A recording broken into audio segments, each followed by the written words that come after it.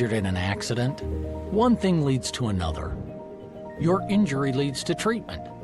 Treatment leads to hospital bills. Bills lead to debt. Debt leads to stress. The advocates can help relieve that stress. Having an advocate attorney on your side leads to faster resolutions, fair outcomes, and a peaceful recovery for you. You deserve an advocate. This is the Monty Show, the truth in sports talk streaming. When you want unbiased opinions about your favorite team without the spin, all you have to do is find the Monty Show, streaming live and available 24 hours a day, 7 days a week on YouTube. And now, here's Monty. Hey, the Monty Show live on only Tuesday, October 7th. 2025, and yeah, we have a lot to get to today, as always, presented by the Advocates at theadvocates.com, the best injury attorneys in the business. I can only say it so many times. When you need an attorney, when you've been in an accident, it's one of the worst days of your life, you need somebody who's fought that fight already, and not only fought the fight, they've won. That's why you go to theadvocates.com. They know how to fight the insurance companies. See, because your insurance company, the other offending party's insurance company, they're not trying to pay you what you deserve.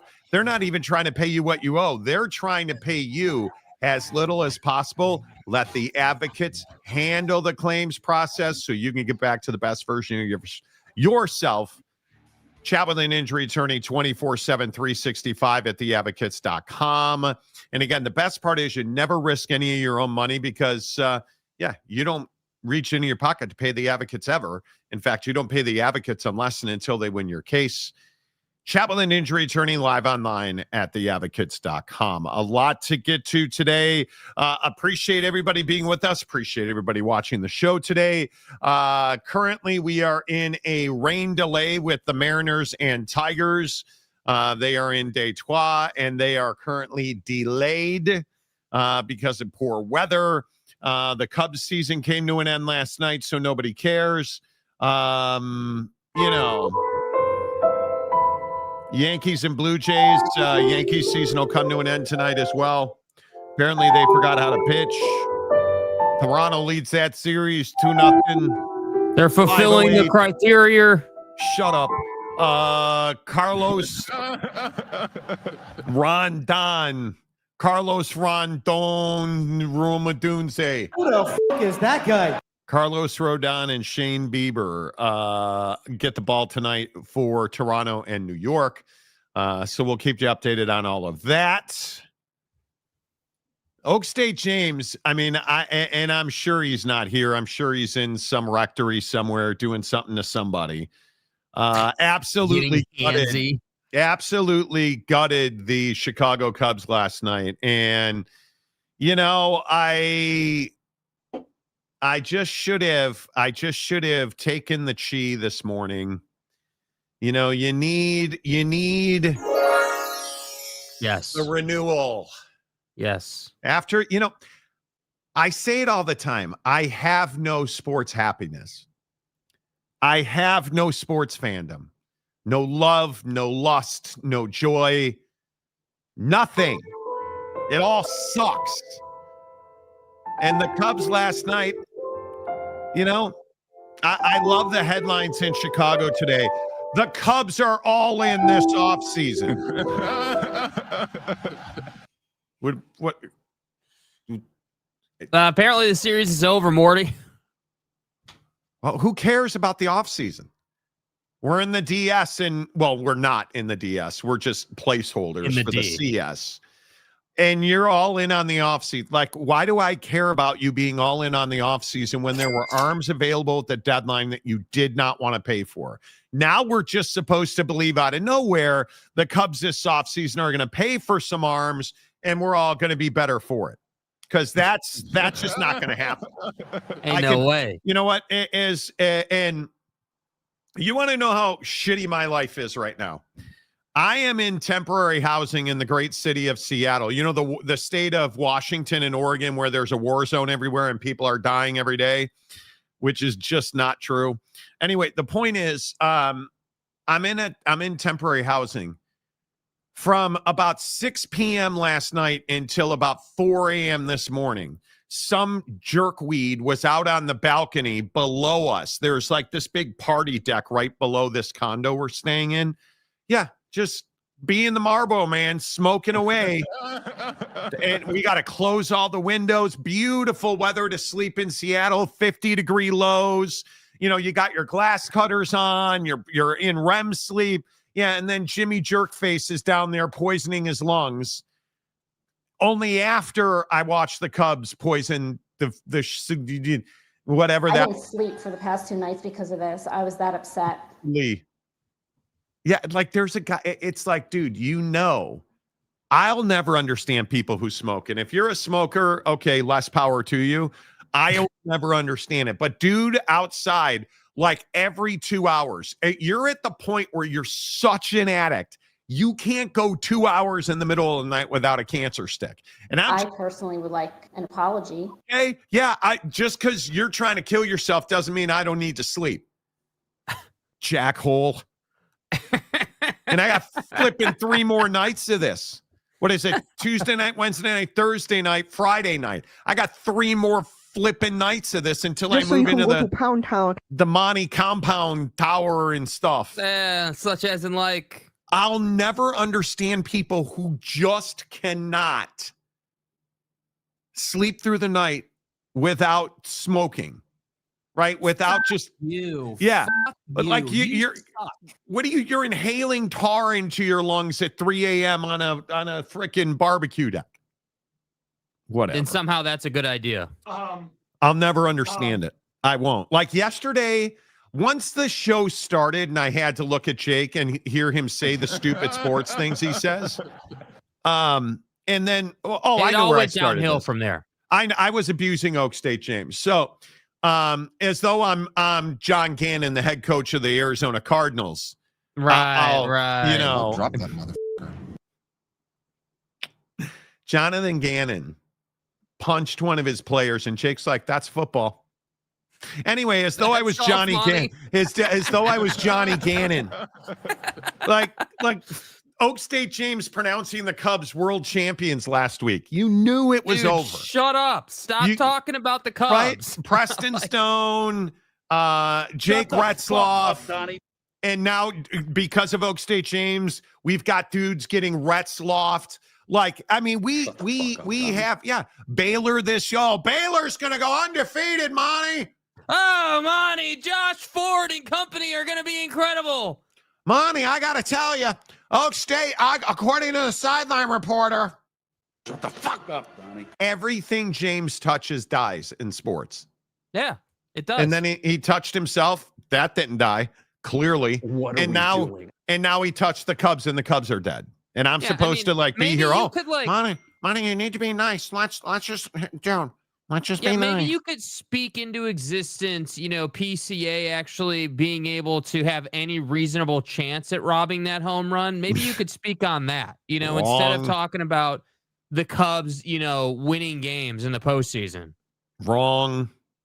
Losers. Wrong. Come on. It's wild to me. It is wild to me that we have all of this going on the same day as we have prime big deal days. And I'm like, how am I supposed to balance this stuff? Is it big prime deal day? Whatever it is. Amazon Prime sales days. Yeah, criteria and stuff. What the fuck are you talking about? Do you guys get excited when you hear it's like, oh, Jeff Bezos, his wife's got huge fake cans, better make more money so they can get huger, right? Wow, like, do you Wow. do you guys get excited about like prime big deal days? 2 days. What is it 2 like days in the middle of October? Holy Dude, what cow. is it like to be shopping on Amazon? And you probably have like corporate headquarters like 5 minutes from your house, dude. Come on, man. Come on, Oh, look, Case Sumbry decided to come and rescue Oak State James today. Okay, you better get your boy. Get his ass out of here, dude. On top of the fact that he's now an Oklahoma fan and a huge John Mateer fan, Oh, Your yeah, boy, that was the newest one. Oh, John Mateer, great year. And then John gets hurt. Thanks, dude.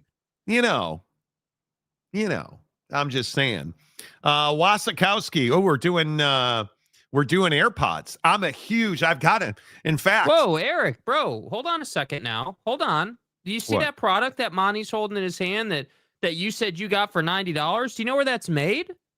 How could you do that, dude? Don't start. Why? Bro, that's a Chinese product, bro. God. China. How could you do this, Eric? God, do you understand? Or I mean, Bezos, do you understand what you're allowing? Because Jeff Bezos is God, right? God, no. Jeffy. Why would you go after? Yeah, thank you. Oh, hi, God. Is that you, God? Please. God, if you're listening, kill that smoker tonight, please. Do not let him disturb my night of sleep. Shut those fucking lungs down right now. Oh, fuck. Why would you choose violence with Wasikowski? He actually said something man, he's supposed to be the first-rate American Merkin on this show, and he's out here buying products from China. But he actually said something productive. He got it in the comments section. Yeah, and he didn't go full Iraq. No, they're not made in China, Monty. They're made in Michigan through Iraq. The Iraq. Okay. The Iraq. I'm a huge fan of the new AirPods. Again, for those of you who are new to the show, translate Oak State James nonsense about anything sports? No, they don't. Okay, sorry. I don't know what language that is, but living in a downtown environment now for however long this will happen to me, because if this dude keeps smoking, I'm going to be living in a penitentiary. But it is what it is. Walking around and having the new noise canceling feature on the iPods or the AirPod. Hello. The headphones things from Apple and shit. But having the translation feature, second to none, dude. Like it really, really works well. Really works well. Joey Harper, even if Penn State wins out, no playoffs for them because of the new criteria for the playoffs. I don't think there's any chance they get in. It's going to be really I like tough. how you worked in criteria there. That's a nice job. I like the way he spelled criteria. Yeah, nice job, dude. In the criteria well and stuff. I always manage to miss 20 to 30% off deals when I finally order a guitar. Thankfully, they managed to give me some decent discounts. Oh, nice. I didn't know you play the guitar, Mike. That's cool. James will be the next guest on Locked On Baylor, presented by Buc-ee's. Exactly. Exactly right. Joey B. Jake, all clean shaven and slamming monsters. Going to be a hell of a show. Oh, yeah, did you shave today, Jake? No, I shaved yesterday, actually. I was clean shaven yesterday, but it's fine. Okay. It's fine. Okay. You just don't grow many pubes on your face. Yeah. Okay. It is what it is. Okay. Yeah. Right. Okay. I need James to start praising the Locked On Big 12 guy. Can't stand his show, but sometimes they show up on Locked On West Virginia show and it pisses me off. Yeah, they force them to commingle their funds. I just need Monty to update those power rankings and we'll be square. What power rankings? We're doing NFL power rankings. Oh, that's right. Last week you lost your mind because I said the Lions weren't the best team in the NFL. So my power rankings are not going to please you because, again, I can promise you I'm not going to say they're the best team in the NFL. They're not. Just saying. So just saying. Travis Hinton, let's go, casuals. Hit the like button. Yes, please. Steely says Jake wearing a salmon shirt today. Yeah, somebody had to, Somebody had to. Yeah. Hey, playa. Oh, God. Here we go. Victor is back. Tell her friend. And he put the Chinese in the place fair trades. Okay. Figure out the text first. Guys. Dad. Gumby. Willie Cox need fired. Ain't that the truth? Yeah, if I said to you guys straight out of the gate, just straight out of the gate, the first coach in college football fired will be, in all seriousness, and obviously we enjoy firing people, right? Is Bill Belichick going to make it through the season? I think this is one of the biggest stories in college football. And I don't think it's guaranteed he makes it through the season. This story today that Hulu and North, and depending on who you believe, Hulu and North Carolina mutually agreed to not move forward with this reality series. And a lot of it is that the Belichicks were not overly cooperative. Well, breaking news, Bill Belichick doesn't exactly love the media. I think we saw that through his whole book debacle. But Cincinnati. Jake, do you think he's in any way, shape, or form is close to being fired accurate about Bill Belichick? I don't know that I'd say he's close to being fired. I what I will say is that I think he's close to starting to have conversations with, UNC leadership about like, hey, like, what are we doing? What's the plan? The step before, hey, we're going to fire you type thing. Hey, like, what's the path? What's the vision? That type of thing. Because I think the hard part is like, not only do you have the Hulu situation at play, you've also got this situation where like you're not allowing, the school Twitter account to tweet about Drake May having a great week, right? Because he plays for the Patriots and you don't want anything to do with the Patriots because they let you go. And then in addition to that, you're not allowing, Patriot scouts at your practices, even though that's one of your biggest selling points in recruiting is that, hey, like I have all these NFL connections. And so it's just this weird sort of layered issue where, he's clearly got a chip on his shoulder and a grudge with the Patriots. His girlfriend, wife, whatever we're calling her, it was an issue before the season, less of an issue now, hasn't quite been in the news as much. And then you've got the Hulu thing. So, I mean, is he on the verge of being fired? I mean, I don't know. The TCU game was a pretty big disappointment, but we've moved on from that now. So I think he is close to being fired. I think there's enough smoke here. I think this Hulu thing's a big deal. And I know that it sounds petty, but the Drake May Twitter ban is really stupid at North Carolina. And I am somebody that believes you have to celebrate your alumni in the NFL. It's a huge part of recruiting. And if you're unable to do that, I don't know what else you're going to do. I mean, you look at last night, Devin Lloyd with that pick six, Utah immediately tweeted about that. And because Devin Lloyd is right now arguably the having a NFL Defensive Player of the Year caliber season. He has been unbelievable. Now, I know I'm not allowed to talk about Utah on this show because people wind up having blood pressure medication issues. We did what we did. I want you to understand, my point is Devin Lloyd went to Utah. He's a Jet, and they tweeted about him. Drake May has the best game of his professional career. The Patriots stun the NFL, and they're not allowed to tweet about it. That's bad for business. Yeah. That is bad for business. Well, and it's selfish, right? And you're being thing. It's not even that it's selfish. You're being a petty little brat. That's what Bill Belichick is being. And the truth about Bill Belichick at North Carolina, it's uncomfortable. It is not good for business. But here's the thing. Bill Belichick thought this would be easy. Bill Belichick thought college football was beneath him. He didn't realize why a guy like Nick Saban would be retiring. Well, because it's hard. It's very difficult to win games. And then when you're disinvested, which is to say he's got 1 foot in and 1 foot out. And you then think he does?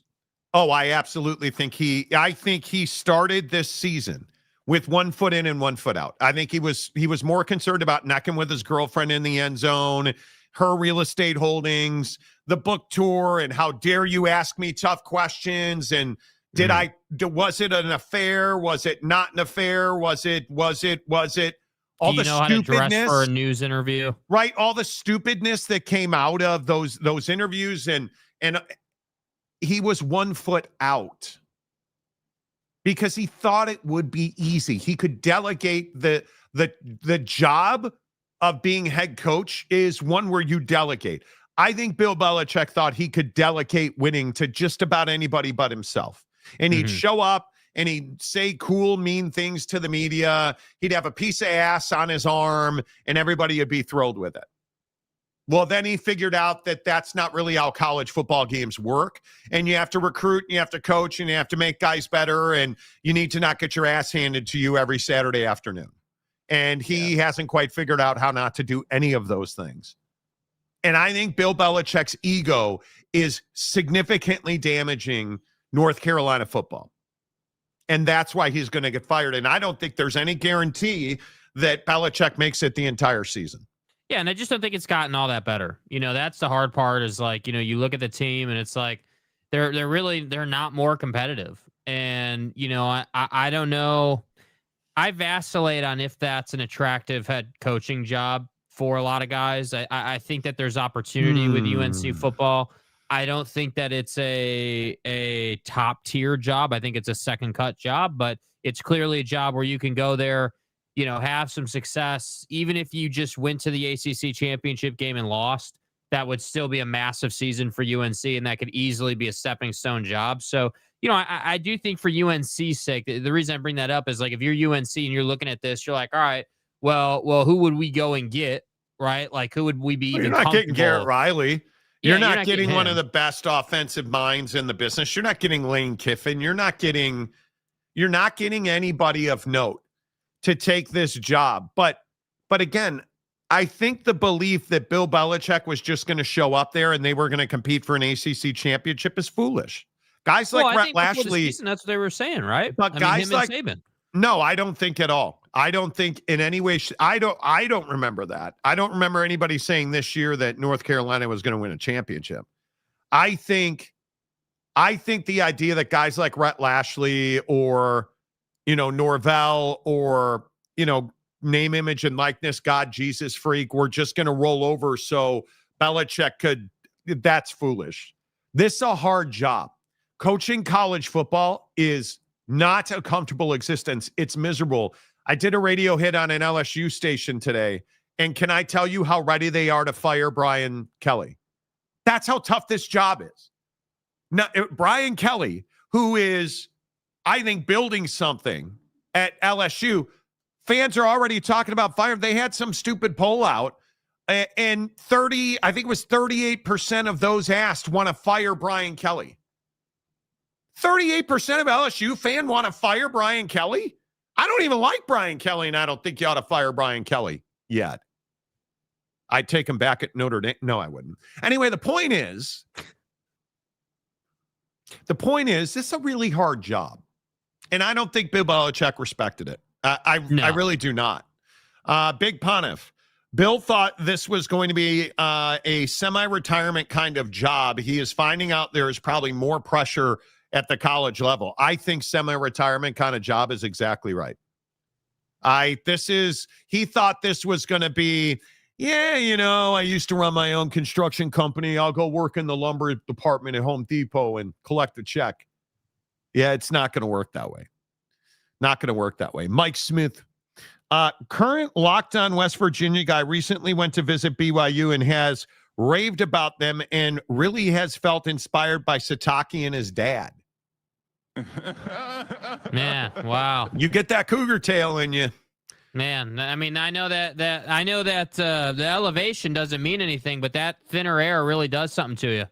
But I'm telling you, Utah's a great place, man. I mean, if you have never been to Utah and you go visit for a weekend to go to a BYU game, it's a great place to watch a football game. The scenery is unbelievable. They're good, so the fan base is plugged in. The crowd is raucous. If you don't know what a cougar tail is, it is a donut that's about as long as your left forearm, which hopefully is as long as something else. But it's just a great environment. The barbecue's average, but other than that, it's a really great representation of what Utah is. And so I'm not surprised that a youngin would be impressed. David Persons, boy, David. Am I the only one that is really concerned about the Big 12? And I say, boy, David, because TCU's one of the clubs where I'm not entirely sure what the game plan is every week for TCU. And You have one of the best quarterbacks in the conference, probably one of the 20 best quarterbacks in the country. And I don't necessarily believe that on a week in, week out basis that TCU is prepared and ready to score as many points as possible. I don't see that week in and week out of TCU. And when we talk about clubs that have to perform for this conference to thrive, isn't TCU one of those clubs? Absolutely. But one, it's in Fort Worth. Two, it's in the state of Texas. And three, you have a lot of talent that runs through that university. And, you know, I think this is a really important time for the Big 12.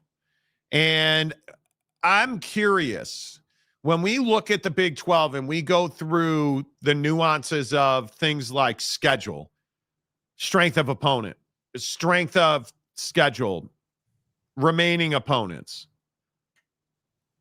My biggest concern is this is a one-bid league again. And I have no idea how on earth this conference is going to get multiple teams into the college football playoff, because I just don't see, of the teams that are legit, like who, if we sit here and we say, okay, who are legitimate college football playoff contenders? Well, obviously Tech, even though their fans hate the new Texas Tech logo.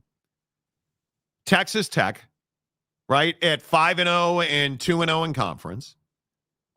I think BYU. I think Arizona State.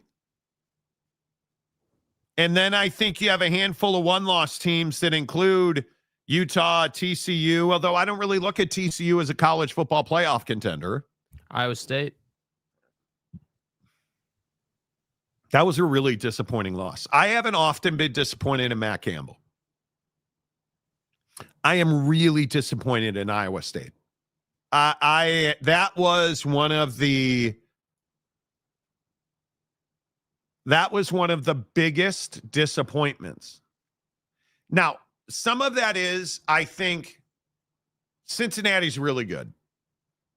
I think my feelings on Scott Satterfield and my feelings on Sorsby that I've been talking about on this show this season, I think were validated. I think they were validated. And I don't even think Sorsby played that well, if we're being honest. The guy, and I'd have to look it up, I don't even think he was 50%. But they ran the ball exceptionally well against Iowa State, which is really shocking because you count on Iowa State to play well on the lines. So my answer is, I don't know. I love my guy Rocco Becht. I'd hit that. But you lost the game and you couldn't stop the run. And it feels like to me that is it complacency? That feels disrespectful to Cincinnati's effort. If we're just being honest. It's on the road. It's in the Big Ten. I totally understand it. But you can't lose to Iowa State. If you're a championship contender, you can't go to Nippert and lose. Yeah, I mean, my big thing is everyone's sitting here saying, oh, well, Cincinnati's way better. They beat Iowa State 38-30. But I think what nobody wants to talk about is you got off to a 17-0 lead in the fourth quarter and only won by 8 points. And for me, that's the concerning part. Yeah, did you play better? Yeah, you did. You deserve credit for that. Sorsby, I thought, looked really good in the run game, had a nice couple of plays with option. Like, you know, they did. They played really well, inaccurate, though. Yeah, but he was inaccurate. And, you know, I don't know, man. I'm really reticent in college football to be like, oh, man, they had this shocking win. That means they're just so much better. Yeah, they had a win. They won a big game. They are better. But let's not sit here and say that this team is somehow a threat to win this conference, because I'm not. You're going to have to show me that for the next couple of weeks. You're going to have to win, 3-4 in a row here and show me that you can consistently win and that you are actually like a better team than you were last year in the bigger picture, because anybody can win any given week. That's the thing. Well, true, Dad. I would agree. Iowa State can't lose.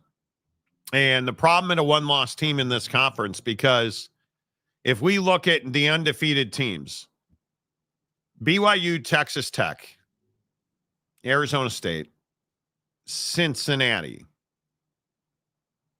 I think are the only undefeated teams left in the conference. BYU, Texas Tech, and Arizona State, absolutely. Are we really to believe that Cincinnati, and on their schedule left, Cincinnati's got UCF at Oak State, Baylor at Utah, Arizona, BYU. Oh, and they finished in Fort Worth at TCU. I think TCU is a really important team in this conversation because you've got the quarterback, but again, and I know everybody hates when I say this, their offense is awkward at times. It is incredibly. I don't understand the loss at Arizona State. They should have won the game. Mm-hmm. Should have won the game. Should be undefeated. They're not because their offense wasn't cohesive, in my opinion. And now we're supposed to believe that TCU has K-State, Baylor, West Virginia at West Virginia, Iowa State at BYU at Houston, Cincinnati left on their schedule. And we're supposed to believe they're going to be a one-loss team. I'm not buying that. I don't know. Who's going to save the Big 12? Who's going to be that second team? Because if we naturally believe that Texas Tech is in, you should put your hands at 10-2. Because you know who I'm going to say. You're going to say BYU. No. The Miami Hurricanes will say, oh, wait. The Utah Utes will save this league. You know what you should be saying? The winner of the Holy War. The winner of the Holy War will save the Big 12. Yeah, that's next weekend. That is next weekend. Yeah, I don't know. The answer is I don't know. And I think it has to be Utah. Yeah, I just think that the Big 12 fans should be terrified this conference is a one-team league every year. And it's just continuing. And does a one-loss Big 12 team get into the playoff? I don't know. Put the AP back on the screen. What's it look like now? And where's it going to go? Why do we have to put the AP back on the screen? Because you damn well know that's what it's about. That's all it's about. Right, but I don't want to. I don't want to, Mom. That's all it's about, dude. Want to. Okay, so let's see. One team in the top 10 and a couple teams sprinkled through the top 25. What? Okay, wait. While we're sitting here, does that suck or does that not suck? Yeah. The interlocking T doesn't work for me. No. I don't love it. In the comments section, this is new. Here it is. This is new branding. You guys like how I got the finger point? Or I'm sorry. This is new branding. See how I've got the hand motion? Yeah. This is new branding out of Texas Tech. Do you guys like this? Do you guys hate this? Fits in with what they're trying to do, I guess. Right? What are they trying? Okay.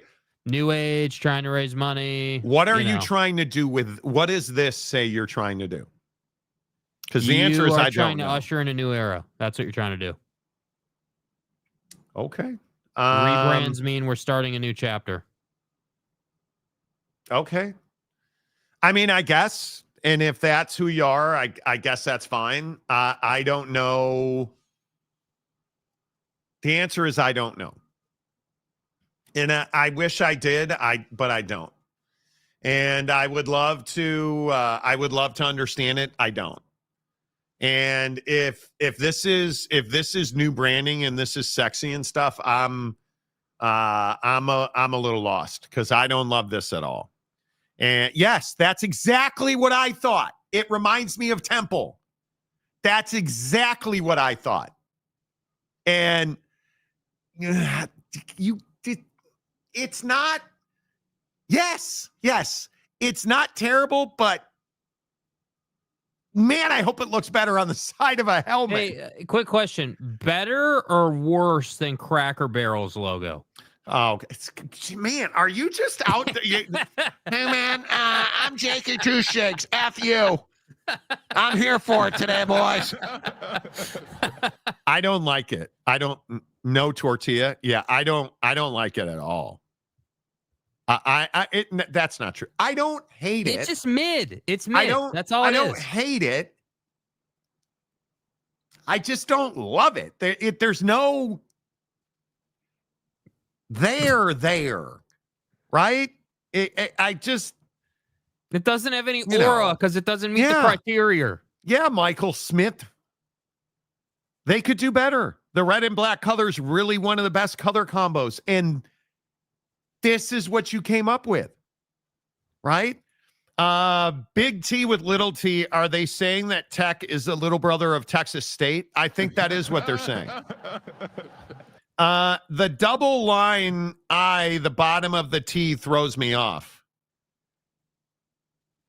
I just, that's why blue bloods are blue bloods. Don't need to change anything that's not broken. Exactly. Look at Ohio State. But like Michigan made that change to their uniform, right? I mean, you think about the new Michigan uniform. It's got the big asterisk on it. Anyway,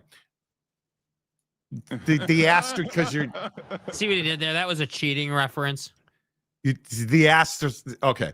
Nader Tots. Okay. It's quite possibly the most meh rebrand I've ever seen. Hey, you guys, did you see the new Texas Tech logo? Meh. Meh. So true. So true. I already read that one. Bryce Martin, people complained for years to have the old logo restored, and now you have it, and half the people who complain about it, because it's just not clean. You take your douche, you don't sit there and look at it. You flush it and move on. Yeah, who are you, Cracker Barrel? They flushed it and moved on. Let's see. The real Pete Forte. Good afternoon. The Gronk drop is awesome. A member for 23 months. Imika Egbegbo. I'm in a weird mood today. The Iraq. Phil Pinzer, a member for 19 months. Who's the next college football coach to get fired this year?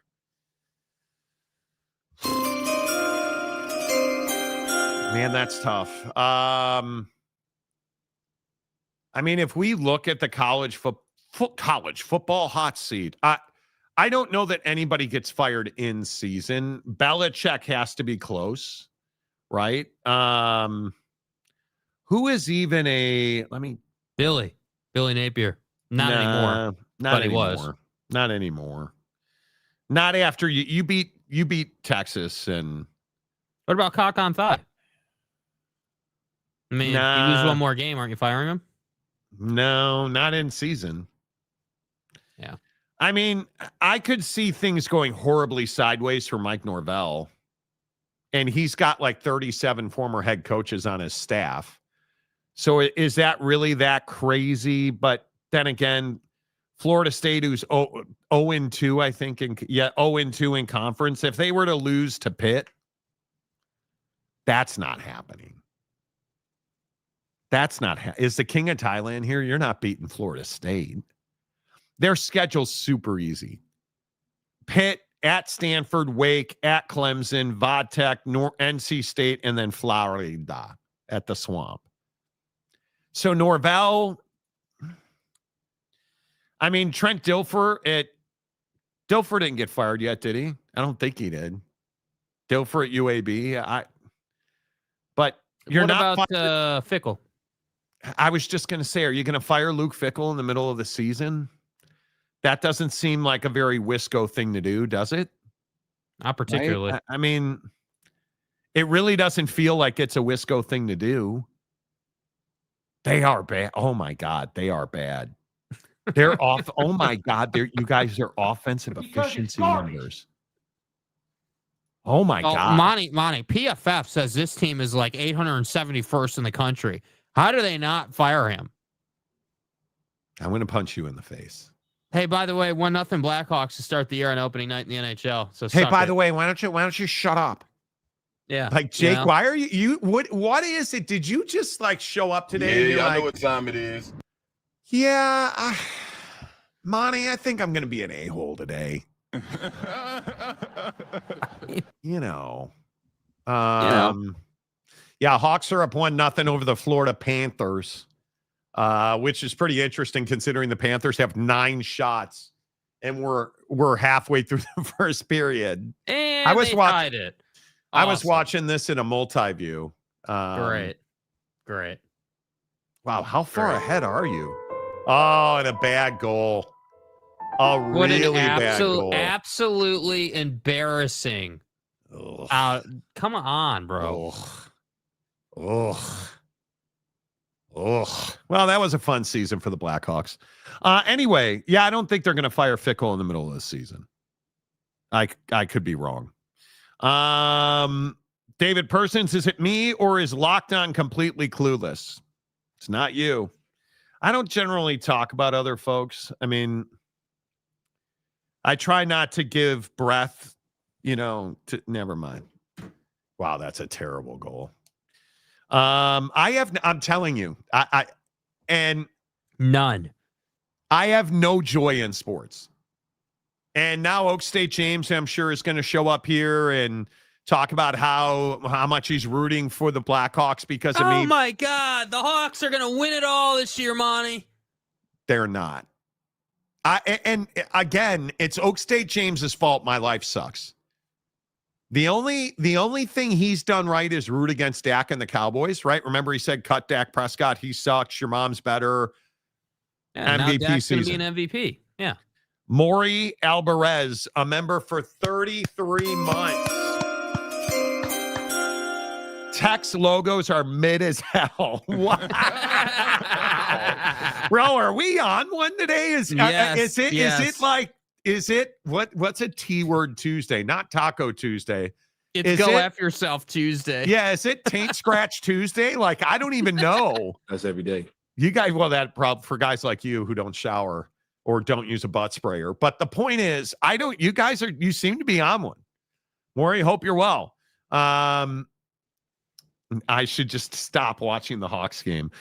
Is Sark on the hot seat if they lose the RRS? No, the awkward guy. Up, Donnie. A member for 12 months. What kind of question is that, dude? Is Sark on the hot seat? Come on, bro. You're not Dude ain't on the firing hot Sark. seat. Hey, No. by the way, the Hawks are now are now shorthanded on the kill. Oh, man. That's great. Look at that. Oak State James. Day 2 of intensives is done. Okay, can you define what intensives mean, bro? Did you dislodge the butt buzzer and they had to get intensive and reimplant it? Are you okay? Are you able to walk straight and everything? Or like, how intensive was this? How many sets of batteries you gone through on that thing, kid? Yeah, triple A's or double A's? Going to dinner, go Frogs. Okay. What? Okay. No go Pokes? You're such a turncoat. Big sexy Big Daddy Magic, who sent me an all-time video today. A member for 28 months. Timothy, I promise you, Utah will beat BYU. Timothy. Well, let's first of all, bro, I thought you said that you had stopped drinking. Because this thing today, this was pretty amazing. Thank you, Timothy. I'm going to go to sleep, and just a friendly reminder, any day is a good day to get your Buffalo Bills fan in your life a red 3X long sleeve red Buffalo Bills logo t-shirt. 2 of them. 2 of them now. Find it in your heart to give the Big Daddy in your heart the t-shirts he deserves. He deserves. Thank you. God bless. God bless the troops. God bless America. God bless Victor. Bye. God bless everybody but me. In God's name, image, and likeness. Hey, player! Often imitated, never duplicated, the one and only Big Daddy Magic. Stay home. Victor Wembanyama played 16 minutes, 10.7 rebounds, 3 assists, a block, and he demanded free trade for America to the Chinese. That's what you call getting shit done, player. Victor Wembanyama is the GOAT you need in your life. I know you're from Chicago. You're used to the gang violence, shady government, and winning a championship every 15 years in one sport. But hey, player, Victor's the hero you need.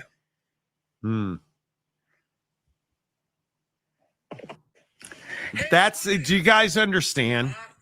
Why do you guys like that? Do you guys like? Do you guys like that close up? Show the rest with that angle the rest of the way. No, bro.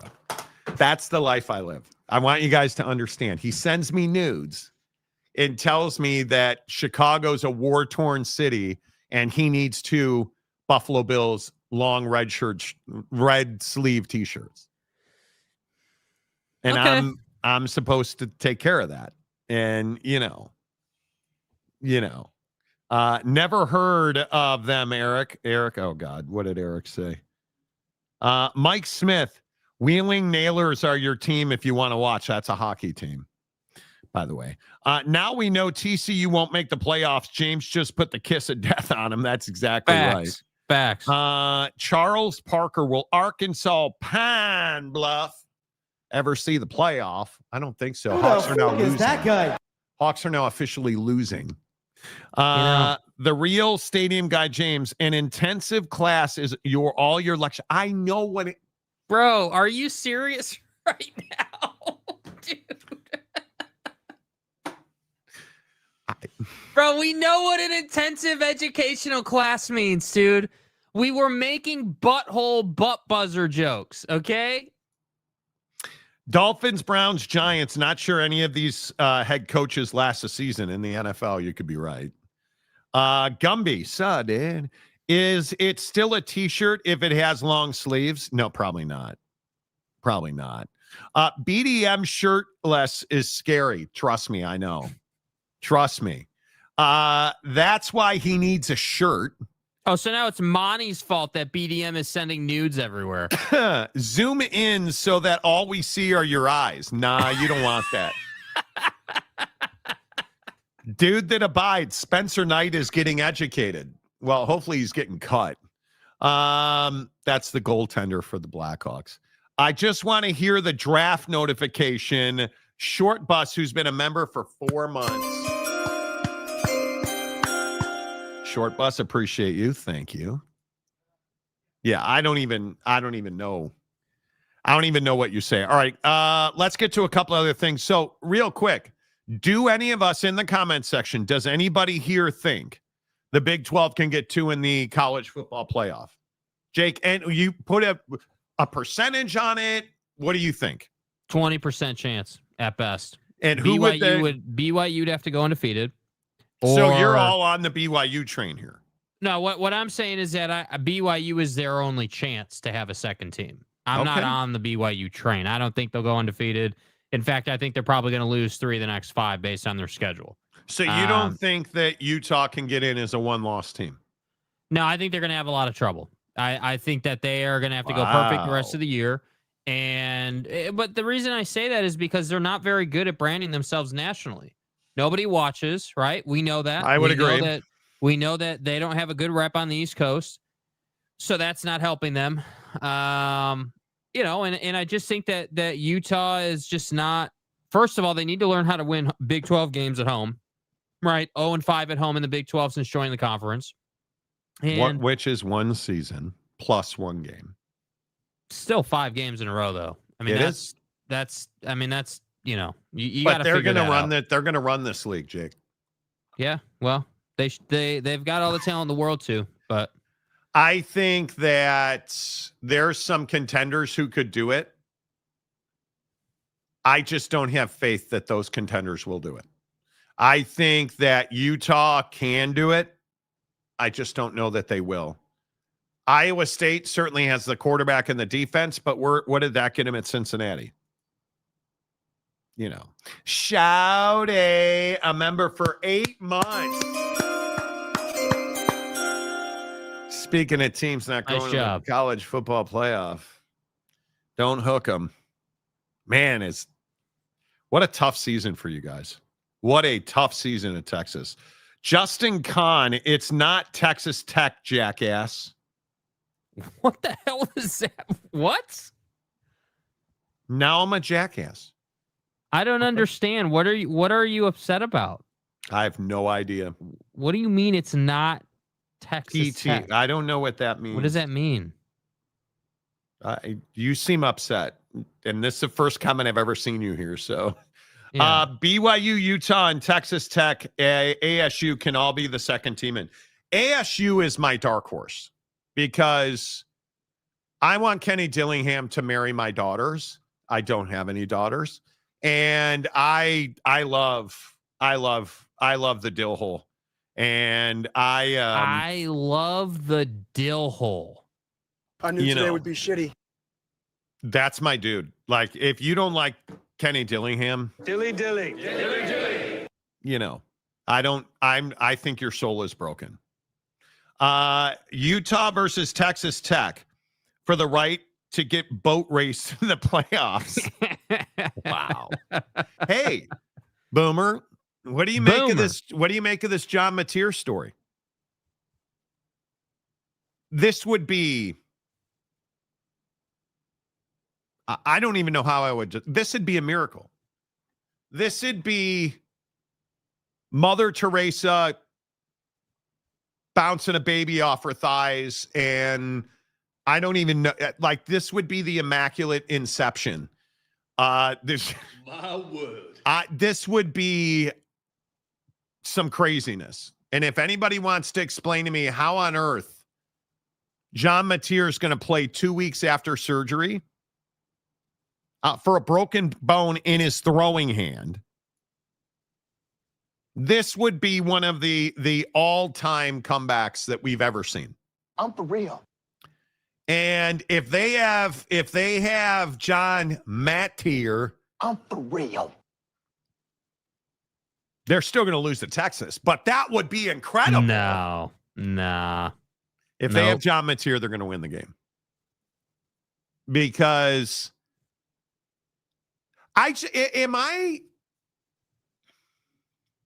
maybe that guy was smoking weed last night, and now I have you got some contact second high. hand there. Yeah. Mm-hmm. Maybe I got an ayahuasca type thing happening here. I believe that there's going to come a time this season where Texas is going to figure out that they're Texas, and their defense is going to show up, and Arch Manning's not going to be average ass Aller. He'll actually be Arch Manning. Yeah, that's not going to happen against Oklahoma, though. Well, Oklahoma's defense is legit. I mean, I think, Venables has proven himself right. You know, if you look at the stats and where they're ranked, and dude, he's going to eat Arch Manning for lunch. He is really good. We've seen it against quarterbacks. Now, freshman quarterback, he's not, but he looks like a freshman quarterback. Yeah. And I fear for Arch Manning's nether regions against Oklahoma because he's taken so many big hits this year. Fucking unit. Yeah. QB OU won't play in the game. You don't think? I think if he can play, he's going to play. I mean, it certainly could be a PR stunt of some variety, right? I mean, we've seen, the pros do this kind of thing all the time. Hey, he's looking great. He's going to be back, and then he's still on the injury report. So, yeah, but that sets you up to fail. Doesn't that set you up to fail? I mean, I think it is. I think John Mateer is the definition of a gamer. I think that he will play, even when he's really hurt.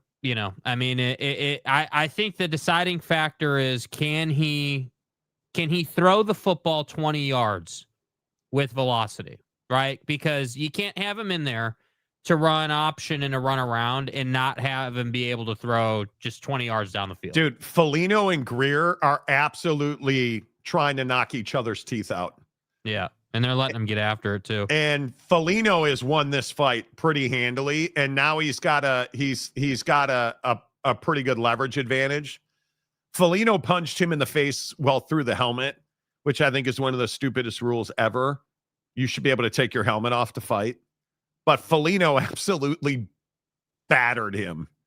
Yeah. Welcome to the NHL. Hawks trailing the Panthers 2-1, 3:10 to go in the first period as the Panthers hang their banner. But just looking at it, I think it does more harm than good. If you run him out there, because John Matthier was the leading Heisman Trophy guy when he got hurt. And I think we've seen that he's a guy that you want him to be your quarterback. And if he can play, you play. Do not give your fans false hope.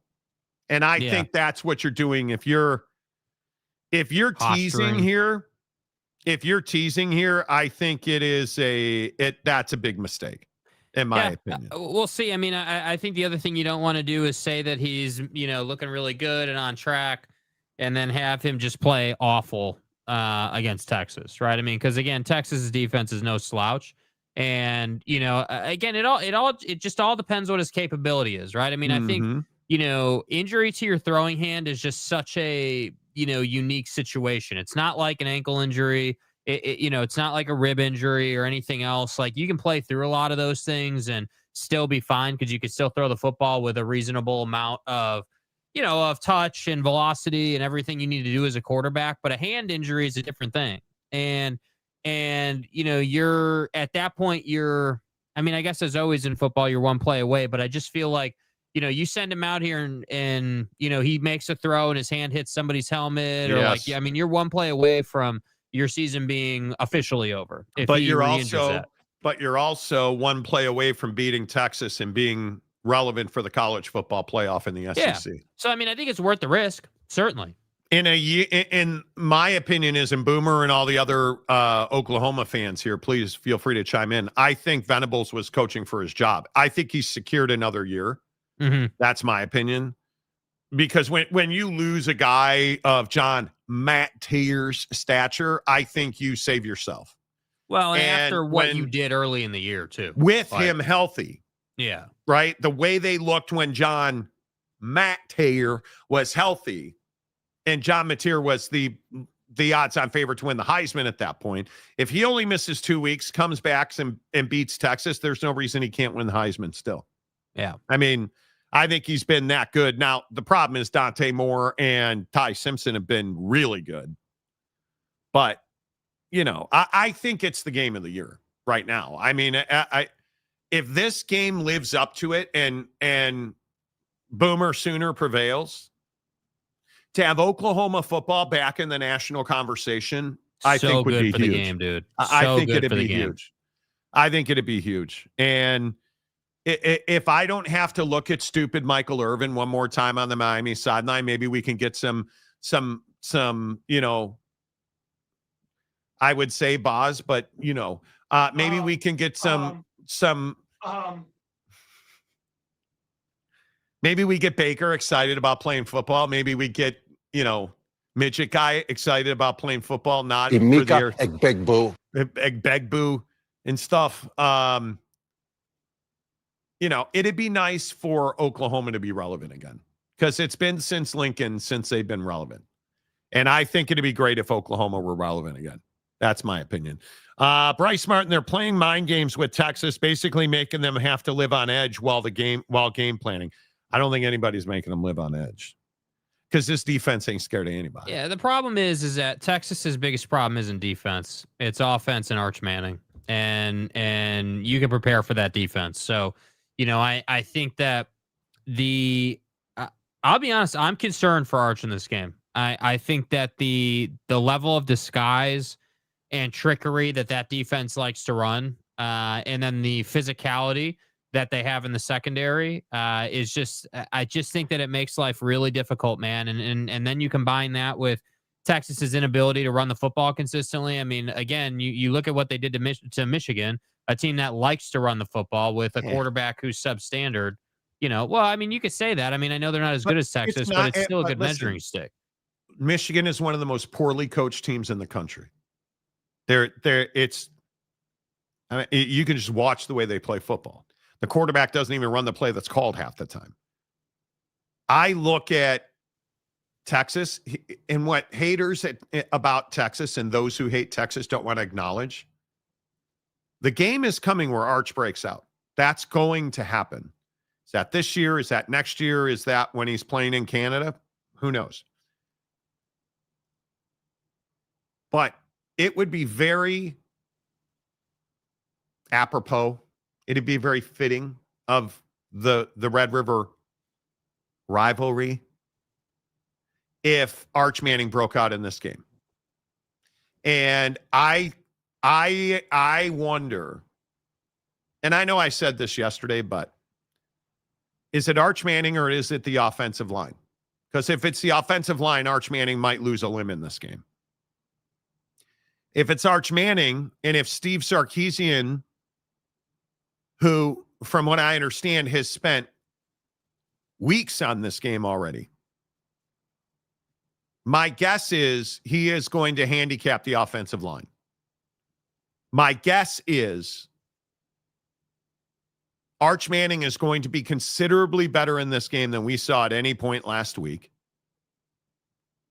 And my guess is Oklahoma still wins the game if John Mateer plays.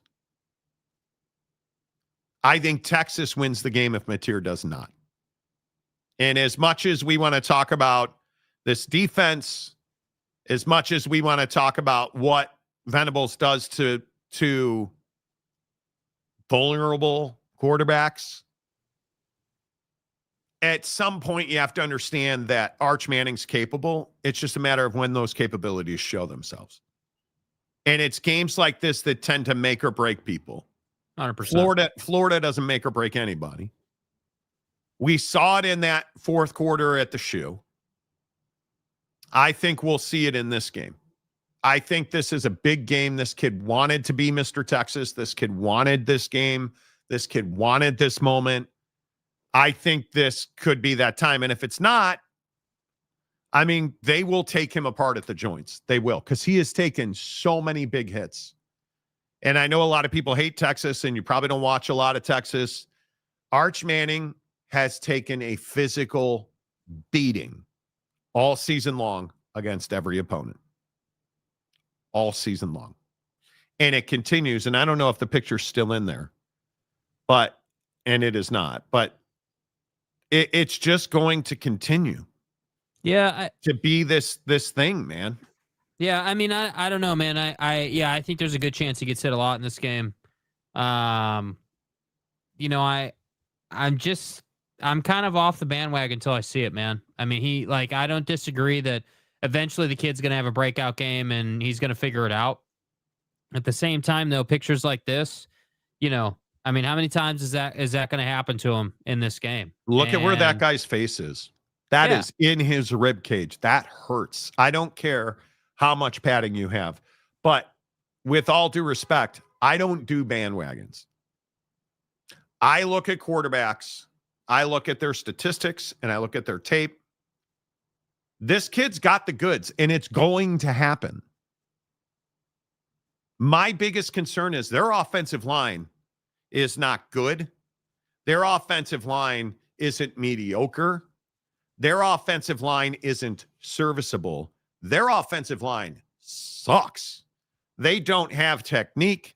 They don't have cohesiveness. They don't have spatial awareness. I mean, when's the last time you saw the tackles at the University of Texas running for their quarterback's life, where they're getting beat off the edge against Sam Houston and they are screaming his name because they're worried he's going to get murked? That happened against Sam Houston. That happened against Florida. They're getting beat through the B so regularly. This isn't week 2. Friends, this is week, 7? 6? And you're still getting beat in the B. That to me is like just the things you cannot do. So why would we believe that OU is going to be the game that he breaks out? Because at some point it's going to happen. At some point. It's not a matter of if this Texas offense comes to life. Sark and that staff, they're too good at what they do. They're too proven. They have too much experience. It's not if. It is when. And unless Arch Manning is the biggest bust in the history of college sports, because that's what he would be. I don't see how this happens. Think about what Arch Manning has. He has got the DNA, the family lineage. He's got the program, the facilities, the coaching staff, the roster. He's got the talent. What doesn't he have? Does not have the offensive line. And I am sure that all of the haters on this show who have hoped and prayed for this kid to fail are like, "Nah, you're an idiot, Monty. Well, that set bound's going to your deck." Hey, could be. Absolutely could be. Could be. Don't think so. I am happy to stand on business. I don't miss on quarterbacks very often. I think it's in there, and it's going to happen. When? I don't know. Yeah, I don't know. I don't know. I got it wrong on the Rapture. Did you guys see there's a new Rapture date? Oh, really? Yeah. I got it wrong on the Rapture, apparently. Don't think I'm getting it wrong on Arch. Is it before or after the month is over? Just so I can prepare.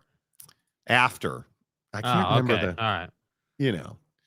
You knew. I don't know. I think he's going to be fine. I think he's going to be fine. And I think he will. I think Arch Manning's going to have a breakout, and people are going to call it a fluke, and he's going to do it again, and then he's going to become good, and you're going to hate it. You're going to hate it. Steve Sarkisian's too good at what he does. He will figure it out. He will figure it out. Michigan has a better line than Texas. Eric, your mom's got a better line than Texas. Just honest to God, their offensive line is terrible. It is so bad. Killer of dreams. The only bandwagon fans are OU fans. P.S. I sent a video on Instagram. Cool, bro. You're a TCU fan. What do you have against Oklahoma fans? I don't see the correlation there. Might be one of those QBs that just takes too long scanning the field. Certainly. Works if you've got a good old line like Byron Leftwich did in college until they're carrying his ass down the field. You guys remember that? You remember that at Marshall when they were carrying Byron Leftwich down the field? But his O-line in the NFL was not like that. He couldn't handle it. Totally agree. Big blue horses. Just throwing it out there. Unlike Gundy, K-Dub will step down. He won't put U of U in a position for firing him. He's not that guy. They won't. Kyle Whittingham will never be fired at Utah. Texas is the most hated, facts.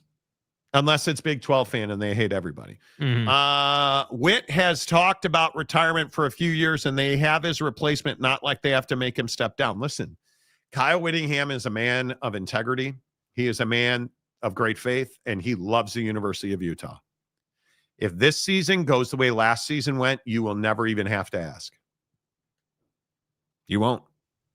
You won't. Bryce, Bubba, if UT does not learn to block, the only thing that Arch will break is his body, and his receivers aren't getting open. Well, separation's a problem. His average target has less than a yard of separation. Let that sink in. He's got receivers. This team, it's really difficult when you are, the bar is, how high is the bar at Texas every year? National championship.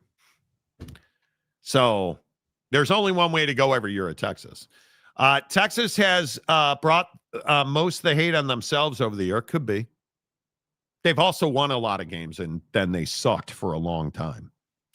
So, dude, what if he actually just a Manning in name only? I don't know what that means. Is that like a rhino? What if he's a Mino? Manning in name only? Yeah, he's got the name, but he's not as good as you know, his relatives. It's a political reference, Jake, a rhino. Mm-hmm. Sark also has a history of choking. He does? How has Sark had a history of choking? I don't recall him choking. I don't recall him. Now, I'm sure I have to look it up, but I don't recall him choking at Alabama. I don't recall him choking at BYU. So you might have to, I mean, I know I don't know ball. So I'm going to say that the year he was at Alabama, was that 2018, 2019? I'm going to say the year he was at Alabama, he was really good. I think that year he was offensive coordinator, quarterback coach. I'm going to say that was a really good year. But again, I know I don't know ball, but you know, just because they won the Rose Bowl in the college football national championship game. Right. Is that good at all? Or dude, have you looked when you say he has a history of choking? Have you looked at his record? What does that mean? Even at USC, he was 12-6. Right? He's 41-19 at Texas. Has gone to the Alamo Sugar, which he lost. Finished third in the country. Last year went to the college football playoff first round. Google me. Lost in the Cotton. Like, they're 3-2, and everybody's saying that now Steve Sarkisian's a choker. Man, he sucks. Time to get Tom Herman's ass back to Austin. Haters. Are you kidding me right now? Texas' biggest issue is the O-line can't block a wet paper bag. I'm 100%. TJ Thomas Joseph back witness stand. The game will slow down for Arch. Those uncles of his in the offseason will get him right. Totally agree. TJ, hope you're good. He seemed to be the real deal when stepping in for Ewers when he needed, though. Well, and I think it's easy to be the backup quarterback. We're going to find out, Shador. We'll talk about that in a minute. Texas will beat Oklahoma, Lonnie says. Okay. Mike Smith. Sometimes when quarterbacks are thrown into a situation, they don't have time to overthink it. Same when QBs do better in 2-minute drill. Absolutely. Spot on. Jay Brannon. The only bandwagon fan is Oak State TCU James. Exactly. I mean, it's true, right. bro. It's true. Bryce Martin. He has a better chance of breaking out against Georgia than this OU team. The OU's defense is real, for sure. Dude, a 40-ounce man. He's a man. He's 40. Okay. A 40-ounce man. See, Mike Gundy, because who hasn't done that 1,000 times? Mm-hmm. Done that 1,000 times, boy. I'm a man. You know. Where are we at in society today? ESPN has a Paul Feinbaum problem. We need to come back and talk about this because I think it is truly, it's one of those situations where I think one side is completely wrong. Is it Paul Feinbaum or is it ESPN? Injured in an accident? You may be entitled to a bigger settlement, up to 3.5 times bigger. Your initial consultation is 100% free, and we don't get paid unless we win your case. No matter the accident, we are here to help. The advocates will fight for you because you deserve clarity, You deserve justice. You deserve guidance. You deserve an advocate. Contact us today. Indeed you do. You deserve an advocate at theadvocates.com. You guys, one of the things I really value about the advocates, and I know I say this all the time, but I'm a big believer in empathy. I think you have to operate from a position where you understand what the people you're dealing with are going through, right? So when you've been in an accident, the advocates know it's a really tough time. Maybe you're injured. Hell, maybe you got hurt at work and you're trying to figure out workman's comp and you're like, well, my boss says he's going to take care of me. I don't need a lawyer. Well, the advocates are going to tell you that. If you go to the advocates and you're like, here's my situation. Yeah, my foot got run over, my ankle, and I can't remember, it was probably 2 years ago now. One of our listeners got speared by the blade on a forklift.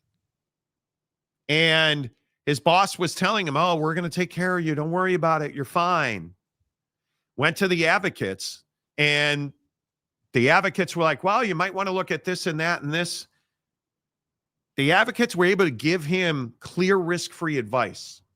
And that's what you need. When you get hurt, whether that's at work, in a car accident, you get bitten by a dog, maybe somebody hit you while you were riding your bike. Any of those things, that's not your fault, right? What you need is somebody who's fought this fight before, who's won this fight. That's why you go to the advocates.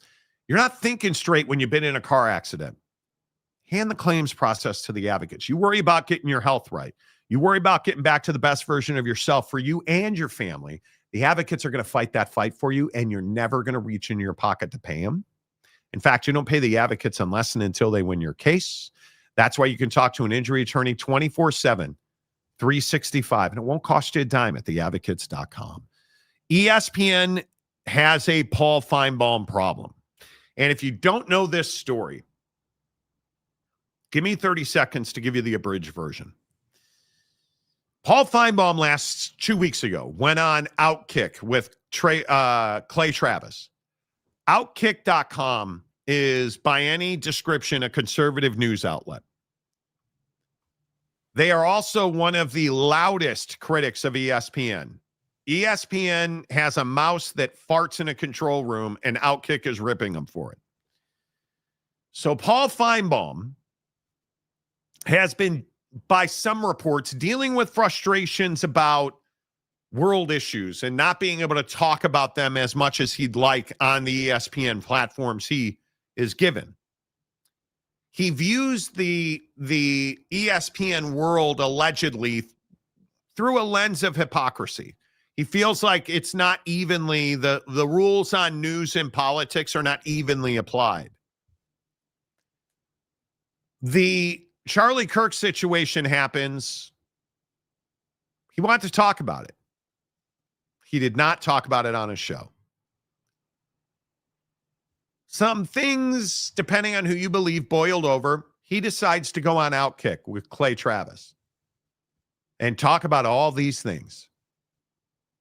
And then, just kind of out of left field, announces he's considering leaving ESPN because he wants to run for office in Alabama. Well, according to reports, that caught the folks in Bristol completely off guard. That you would even, as an employee at ESPN, consider doing an interview on Outkick is outrageous. That is one of your loudest critics. And Paul Feinbaum, in my opinion, made the one mistake that you can never make, especially at ESPN. You can never believe that you're bigger than the brand. And I think Paul Feinbaum believes that he is bigger than the brand.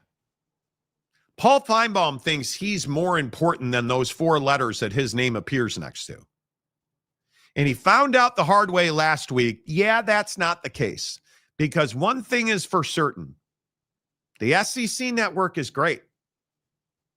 99.9% of sports fans don't watch it and won't watch it, and so they don't see Paul Feinbaum's show on a regular basis. But do they see him on First Take? Do they see him on his regular hits on SportsCenter? Do they see him across the 4-letter when he's talking SEC and college football? They do. And did they notice when he wasn't there? No, they didn't. But did some critics and did Outkick and did Clay Travis notice? Well, they didn't notice, but when Paul Feinbaum allegedly or maybe reportedly said, hey, I'm not going to be on the network because I appeared, they took notice and they talked about it. Now, do we know all those things to be fact? No. There are opinions. ESPN passionately has denied that they pulled Paul Feinbaum off the networks. And he continues to host his show and appear on the SEC network for his show. But I think there's a little truth on both sides. And I put 100% of the blame in this situation on Paul Feinbaum and not ESPN. Because you know the rules at ESPN. I used to work there. Trust me when I tell you, you know the rules. You know what you can do and what you can't do. You know what you can say and what you can't say. You know what you can talk about and what you can't talk about. And Jake, I think Paul Feinbaum forgot who he was and where he was. Yeah, I mean, I think that's the core issue here is that Paul Feinbaum doesn't understand, the scope of his impact at ESPN. I think that, he's great for a headline in a newspaper. Hey, Paul Feinbaum said this, Paul Feinbaum said that. But I think when you look at like daily viewership, when you look at, just his ability to make money for ESPN, because that's ultimately what matters. I don't know that it's enough to the point where he has leveraged against ESPN. He can't, because the reality is, your ability to upset ESPN and, their willingness to tolerate your BS all depends on how much money you make them. So, Pat McAfee can say anything he wants, really. He can have anybody on that he wants because he's younger in the core demo. He's a big deal for ESPN. So he's gotten away with, 10 times the stuff that Paul's gotten away with. But who made Pat McAfee? Pat McAfee. Who made Paul Feinbaum? Not Outkick. I can tell you that. Mm-hmm. ESPN made Paul Feinbaum. Mm-hmm. Pat McAfee is self-made. He took a pay cut to go to ESPN. So I think you're exactly right. And when you start looking at, and I think one of the best comparisons here, and this should resonate with you, Jacob, one of the best comparisons here is Paul Feinbaum versus, how about Jimmy Kimmel, who got yanked off of ESPN, whose show, or yanked off of ABC and Disney, whose show went dark for less than a week. Well, that was a PR battle. The problem is 9 out of 10 people do not know who Paul Feinbaum is. Paul Feinbaum, in the grand scheme of things, you fucking hate Paul Feinbaum. Mm-hmm. Yeah, when before Jake decided to go live in sin with his girlfriend out in the flipping woods somewhere, we used to sit in the same studio and do the show. Jake, you have nothing to say on that. Nope. It's true, bro. It's absolutely true, man. Next question. Live in the woods. Yeah, please respect my privacy. Next question. Took a leak on an oak tree today. Anyway, the point is, when we used to do this show together in the studio, Jake would forbid me from turning on Feinbaum. I don't want to hear it. That's why we have Feinbaum. Stupid Kevin. Yeah, you hate Paul Feinbaum. Yeah, I just think his show is mid. It's not energetic. It's obviously it's an SEC show, which is fine, but it's just not for me. And again, my biggest issue here is that I have hair and I'm too young. Yeah. Well, what I was going to say is that my biggest issue here is the rules of engagement, if you will, right? Paul's pissed off that he can't talk politics, but I would contend to Paul Feinbaum that you don't make a big enough impact to have earned the right to talk politics on ESPN's platforms, right? Not that you've got all these hosts talking politics constantly, but the obvious, elephant in the room here is Stephen A. Smith does whatever the hell he wants to do. And there's a reason for that, right? There's a reason that he has that ability to seemingly get in spats with LeBron or do all these different things that cause drama and, potentially bring negative publicity to the network, but they don't say anything about that. And it's because he makes some money.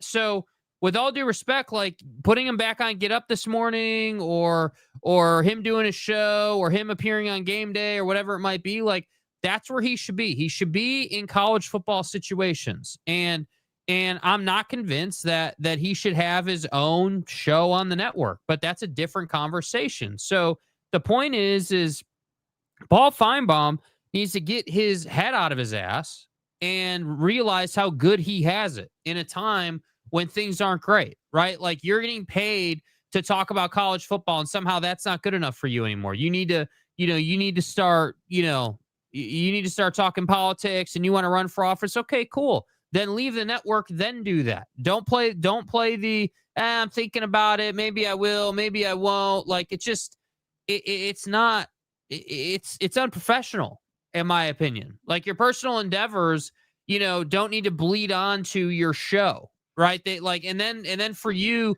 to go on Outkick and when you damn well know Outkick's relationship with ESPN, just tells us what your intent is. So I with all due respect, I don't think that this makes Feinbaum look good or make him look like some kind of badass with ESPN. What it makes you look like is an old guy who doesn't appreciate his situation and takes for granted the fact that he's on ESPN. That's the problem. I'll give old Baldy credit. Feinbaum didn't take this to the air at ESPN. But what he should have done is gone and talked to executives, and maybe he did. But what I know he did is he went on Outkick, which is a cardinal sin. You just can't do that. I mean, you might as well have gone on Fox Sports. Like, I mean, it's literally is that bad of a deal. I just don't understand why it's so difficult for some of these guys. And I feel like I say this like once or twice a week. Football players, Mark Sanchez, whoever you want to look at. What is so difficult about your existence, bro? Like, whoa. Mark Sanchez, I don't think there's any question Mark Sanchez was outside of himself. I don't think. Well, I don't think we know whether that, that's dude. addiction. Oh, dude. Mark Sanchez is whip smart, and I think I'm going to hold judgment on you don't appreciate your life, so you went and stabbed dude. I'm going to say that didn't happen. I'm going to say at a minimum, he's not where he should have been on a school night. That's at a minimum, I think he's dealing with mental health issues and probably an addiction issue. Well, let me put it this way. I mean this the right way. I'm not saying I hope Mark Sanchez is dealing with issues other than, God, my life sucks. This place, I hate Indianapolis. I'm going to stab a dude. I'm hoping that's not what happened. Even though I understand what you're saying,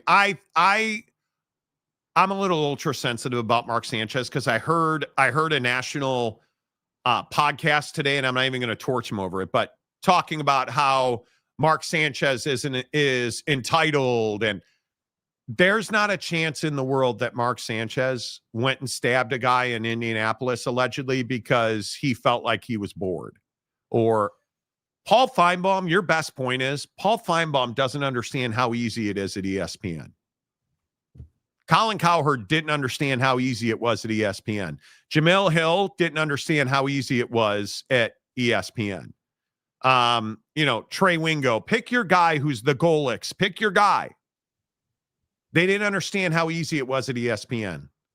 And my point is, I agree with you. Feinbaum, in my opinion, got an overinflated value of himself. And I think ESPN sent a message, and I think they sent it well. And I just, if I'm Paul Feinbaum, I'm going to stop talking about running for office because I don't ever believe that he thought that was what he was going to do. Yeah, I just don't know. I just don't. Yeah, I don't know why it's so difficult for dudes to just like, again, I think it's the hypocrisy in this is incredible, right? Like, you're a talk show host on ESPN. It's obvious you would have opinions on politics and other things besides sports. I think we can all agree on that. But what's incredible is so you work at ESPN, a place that's very structured. You know what you can say and what you can't say in terms, like, the limits. But then when it comes to your emotions around any given situation, you've just lost yourself here. When what you could do is you could do your own thing. You could have your own YouTube channel at some point, or you could have your own outlet that's unaffiliated with anybody except yourself. And you could share those opinions and scratch that itch, but instead you went to Outkick. That's the problem here, dude. You tried to send a message to ESPN because you thought you were the best thing since sliced Feinbaum, and now you've gotten yourself into a little bit of a predicament. Well, and if politics is really where your passion is, start a YouTube channel. Yeah. Do the Stephen A route. You're Feinbaum. You'll get literally 7 people to watch your takes on how great Donald Trump is. Do you really think Stephen A. Smith does his own podcast or own show unaffiliated with ESPN because ESPN told him to? No, he does it because he doesn't want to cause an issue with ESPN. And at the same time, he wants to share his opinions and have conversations about things and be able to say things that he can't say at the 4-letter. Like, it's not that hard to understand. But again, this is my point. This is both an age issue and a perspective issue. Like, at some point, guys like Paul Feinbaum need to stop getting in their own way. It's crazy to me. How much do you blame ESPN here? Because for once, when it comes to this talent, because let's be honest, their talent relations stuff before Jimmy Pitaro was horrendous.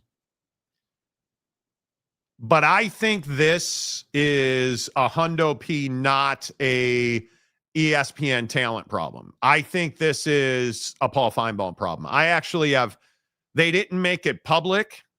And this is what I continue to say about guys who didn't understand how easy it was.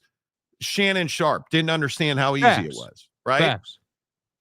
Skip Bayless didn't understand how easy it was. ESPN handled those 3 situations exceptionally well. Don't pay Skip, cut Shannon loose, and send a message to Feinbaum. Because whether you like Feinbaum or not, he plays a really critical role in their college football ecosystem. He's an SEC expert, and he's recognized as such. Mm-hmm. Now, is he right often? No. But when you want to talk SEC football, that's your dude on a regular basis. They kept it quiet. Paul Feinbaum did not, and I don't blame ESPN at all for this. No, I don't blame him at all for it, and I think that ESPN. I think it's so situational with all these different guys. The details and stuff are just so different in each case. But yes. ESPN's figured it out, and I think that I don't know, man. What strikes me is you're sitting here causing an issue because you want to talk politics, yet you lack such perspective because of how much money you've made and how long you've been doing the job. You have no idea what it's like not to do sports talk on ESPN anymore. You have no idea, what it's like not to have money. You have no idea what it's like to struggle in today's world because you're an old head who's made a bunch of money at ESPN and now you think you're above it. And that's my problem. I don't have an issue. He's not on our level where we're struggling to find scraps. Yeah. I mean, I don't have an issue disagreeing with Paul and on the SEC and different things like that. I mean, that to me is different. But if you're going to sit here and start talking about real world issues, then we can start talking about real world opinions about your lack of perspective around your life. And that's what bothers me about Paul Feinbaum is you're not someone I want to be talking about with politics, dude. Just like, again, it's terrible, but just stay in your lane. Just do your thing. Don't be a problem. Isn't that who Stephen A is too? I don't want to talk politics. Why do I give a rat's ass what Stephen A. Smith has to say about politics? What, like, I don't care what you have to say about sports. Why do I want to hear you on politics? Yeah, That's I think struggle. The difference is Stephen A is an elite entertainer for the masses, and not for me. No, but is he? But there's a lot of people. Oh yeah, I think there's a lot of people who like listening to Stephen A. I think Stephen A. Smith for young guys and the bar crowd is really important. And obviously, I think in in Black America, Stephen A. Smith is an incredibly important figure. Yep. But at ESPN, it's not just about Black America. It's about the sports fan. The 18 to 49-year-old has to find your show entertaining to work there, to be there, to thrive there. I think a very small sliver, because everybody used to criticize before Jimmy Kimmel started drawing millions every night. Thank you, Donnie. First Take doesn't exactly have a massive audience, right? And when you look at the fact that their shows are drawing more people on YouTube than they are on television, and a lot of their audience, and I think people don't understand that a lot of ESPN's audience in general is just that TV that nobody's watching in B-dubs that happens to have Stephen A. Smith on. Chili's. Right. But I think when you look at the fact that they're doing 400,000 viewers an episode, I'd be very curious. Like, how do you quantify how many human beings are actually looking at it? They don't want to know. Yeah, I think that I would agree with that. I think the difference is that, like, at least with Stephen A. Smith, like, he does do First Take, right? Which is one of your staple shows at the network, right? So he does First Take, he does NBA stuff, he makes an ass out of himself on the NFL stuff, but even when he does that, that still has, that's still all over social media all the time, especially when it's Jerry Jones and the Cowboys. And I think that, again, it feels strange to be defending Stephen A. in a sense, but like, I don't like his takes. I'm not a Stephen A. fan, but the hard part is, like, he does have a clear role at ESPN. Like, there is clear value to, hey, like, Stephen A. is a legend in the game, whether you like that or not. He clearly is still really good at what he does, and his style isn't for everybody, but that's typically what makes great sports talk, is a style that can be agreed with and disagreed with, and one that probably burns people out, but then they come back. Like, he's got a clear role. He plays way younger than Feinbaum does, and that's what I just think some dudes just don't get it, dude. And I'm totally fine if you're frustrated with where we're at in the country and you want to try to make a difference because you worked at ESPN and and you had a big show. I'm good with that, but let's skip the part where we, like, try to go to war with ESPN. That serves nobody. And that's what I feel like, that's what I feel like it kind of turned into for a minute between the two of them. Yeah, I think because what is their average 18 to 49 viewership? 150 something thousand people. That's where I'm like, okay, well, Jimmy Kimmel sucks. Why don't we say the same thing about First Take? Or I don't know. I view it very differently. I don't look at Stephen A. Smith. I don't look at almost anybody on ESPN as much watch TV. I don't go there for anything. Scott Van Pelt is probably the only other guy where I'm like, yeah, I need to hear what he's got to say about this or that. Or I'm not a College Game Day guy. That's just not how I roll. I am a big believer that when you look at ESPN, guys like Paul Feinbaum fill time slots. And that's necessary. I don't at all believe the host of First Take quit out of nowhere. Molly. I've never heard of her. I could not tell you where she came from or what she quit for or where she went. And I don't know. I have no idea if they replaced her or what. But when the host of your show quits and a diehard sports fan has never heard of you, I'm going to guess your show's not relevant. And I'll say the same thing about, Wake Up with Portnoy or whatever show he's doing. I'm still not watching Fox. You know what I found out on yesterday? Craig Carton's not at Fox anymore. Okay, cool. Like, you're just these talking head shows. Terrible. I really don't pay attention to them. The problem is what is ESPN going to put there if it's not a talking head show? Like, what do you, I mean, again, I guess SportsCenter. Like, oh, wow. Wow. How about this? Oh, Jake hates this story so much. So much. The NFL, in breaking news, has fined, the Cardinals are fining Jonathan Gannon $100,000 for his altercation with Amari DiMercato after DiMercato dropped the ball at the goal line. Oh, Jake hates this. Let me show you the video and then let's react to it. This is Gannon, you're seeing in the hat, is yelling in DiMercato's face. And he hit him not once, but twice. And there's a better angle at it, and I'm sorry we don't have it, but he is in DiMercato's face. He jabs him in the chest once and then hits him in the chest again. And look at his head in the white hat bouncing up and down. That's how much he's yelling. And then watch right here. That's, in my mind, he should have been terminated right there on the spot. The game's over. Jonathan Gannon can't be our head coach anymore. And I think when you listen to his apology, I think this was this morning. Here's Jonathan Gannon talking about that incident with his running back. I didn't see the video, David, but yeah, I actually I woke up this morning and didn't feel great about it, honestly. And so in the team meeting, I addressed it. I apologized to Omari, apologized to the team. And I just told him I kind of let the moment of what happened get the better of me there.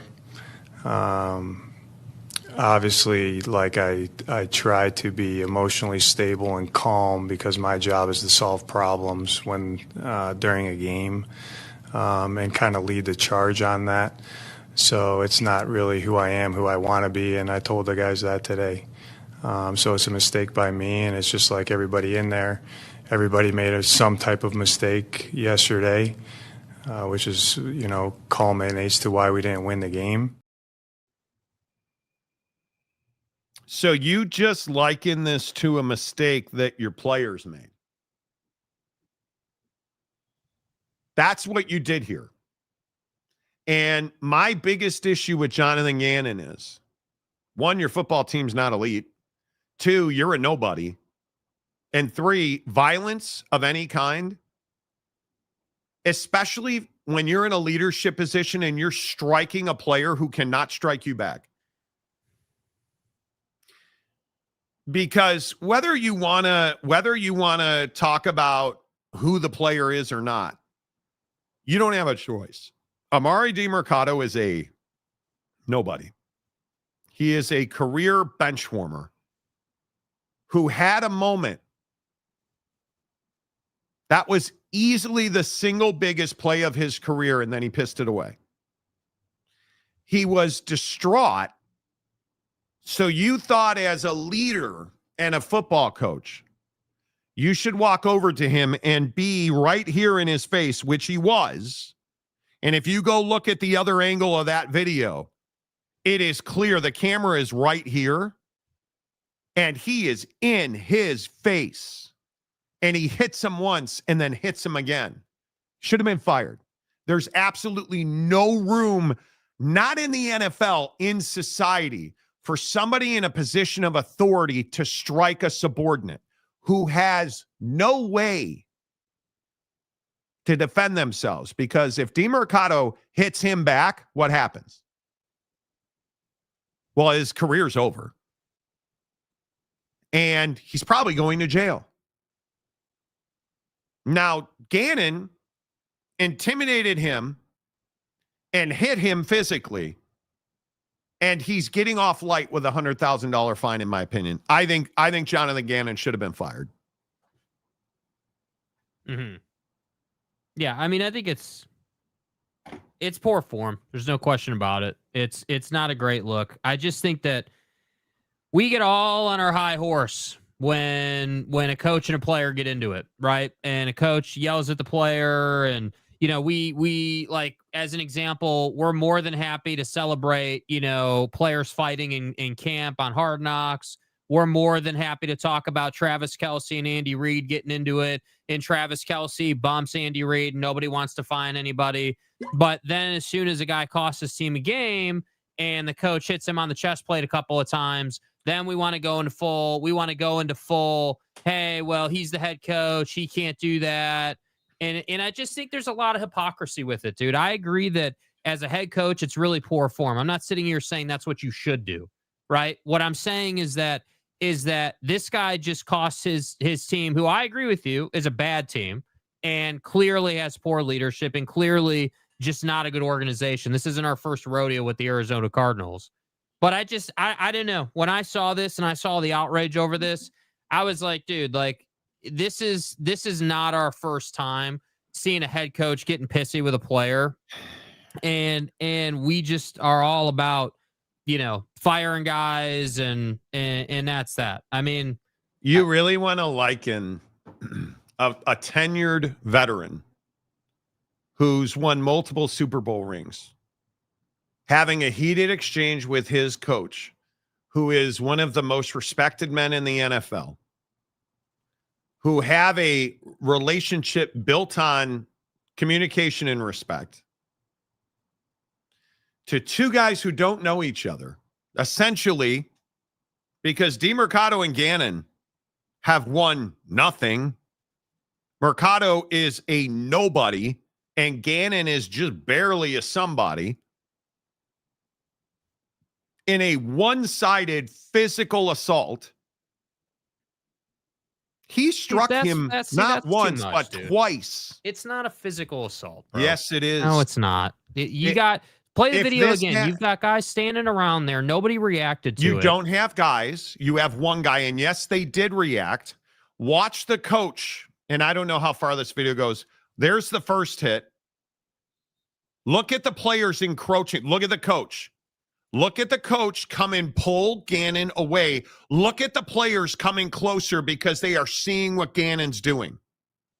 Look at the coach pulling him away. Absolutely, people reacted to it. And again, you are in a position of authority to this guy. And in the culture of football, you took physical advantage of him, knowing he could not reciprocate, knowing he could not strike you back. I absolutely think it's assault. And there's Woody Hayes cannot be part of this game. We are not grabbing guys by their face mask anymore. This is, like I thought it was interesting this morning when we were talking about this. You brought up slapping a guy on the ass or that. No, I brought up headbutting each other when your helmets are on, when you're celebrating a big play. I brought up, like, we don't ever want to talk about, it's not a problem if we run into each other in celebration. We don't really care what we do if it's in celebration. But if it's in a negative situation, now we care. Yes. Like, I think it's incredibly, I think it's miles too far to call this assault. You really don't draw a discernible difference between two guys celebrating and a situation where you have a guy who's only worked his entire life to get to where DeMercado got to finally have a moment. And by accounts, he was emotionally broken standing on the sideline right there.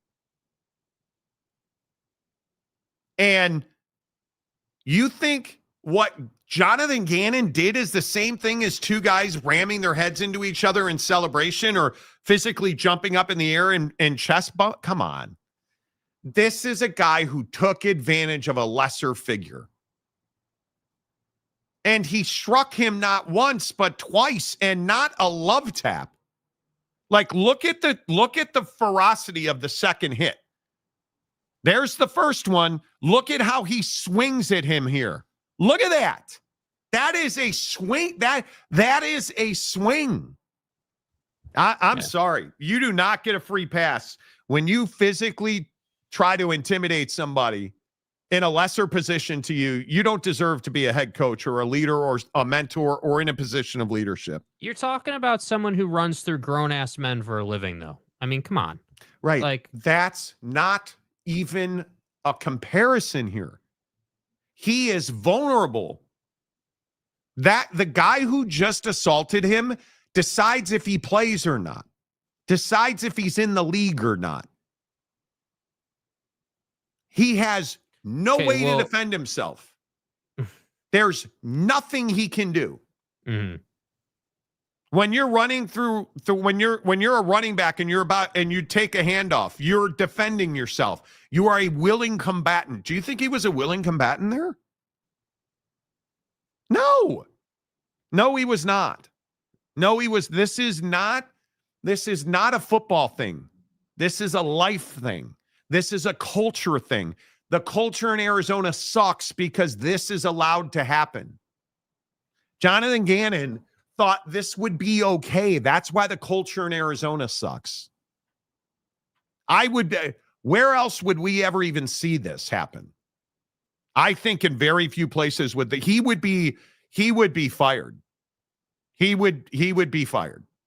Mm-hmm. And I think in just about any other scenario, he would be fired. I can't imagine Andy Reid treating a person like that. I can't imagine any tenured, experienced coach. The Harbaughs even. I've seen Jim Harbaugh get into some dudes. I can't imagine Jim Harbaugh ever physically striking a player like that. Yeah, I guess that's the core of the issue. I just disagree with how we're describing what he did to him. I mean, he didn't hit him in the face. He didn't hit him. He didn't hurt him. Yeah. Should he be the premise of the issue? Yes, is incorrect. He shouldn't be doing that. But I'm not going with you on he assaulted him. I just think that's way too far, in my opinion. He swings his arm at him. He took a full swing at him right here. Watch this. Look, I don't care if it hurt. I don't care if it hurt. Okay. Yeah, well, I guess we can go back and forth. I think it's wholly unacceptable and he should have been terminated. And I don't disagree with you even that it's I don't disagree that it's two different situations on the football field and on the sideline. I agree that the minutia of the situation matters, right? The violence on the football field is different than obviously what happens on the sideline. But I think that this type of behavior, I think is characterized in a different fashion if we're talking about, if we're just as an example, if we're talking about a basketball player or baseball player, right? A non-padded sport. If we're talking about a golfer and his golf coach, right? Whatever example you want to use, if somebody hits you in the chest like he did there, and you're just wearing a basketball jersey, that's obviously going to hurt a lot. And that's obviously going to send a completely different message than you doing that to a football player. Because what we're not going to just skip over is this type of material, this type of, if we're going to call that assault, then what is coaches yelling at players during practice and on the sideline? I mean, we see guys get into verbal altercations all the time on sidelines, and we want to talk about it and ask questions about it. It's the culture of football. Mm-hmm. Yelling at somebody, raising your voice in a football conversation. Why did we have Jonathan Martin and Ricky Incognito? Because it went further than that. Mm-hmm. Why do we call Penn State cock on thigh? Because it went further than that. That's why. Mm-hmm. This is outside of the cultural norm of football. You do not strike vulnerable players. You do not. You cannot do that. Players, it's anybody. Then it should be anybody, but that's not football culture. It is not. This is not Andy Reid and Travis Kelce. This is Andy Reid and nobody's ever heard of you long snapper. Can you imagine Andy Reid doing what Jonathan Gannon did to a player you've never heard of?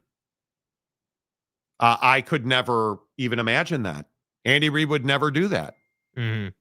That they're just, you would never do that. It's wild. I just can't even, Yeah. Fight on. You got to take your account. You have jobs and careers on the line. Mistakes like that get people fired or released. Yeah.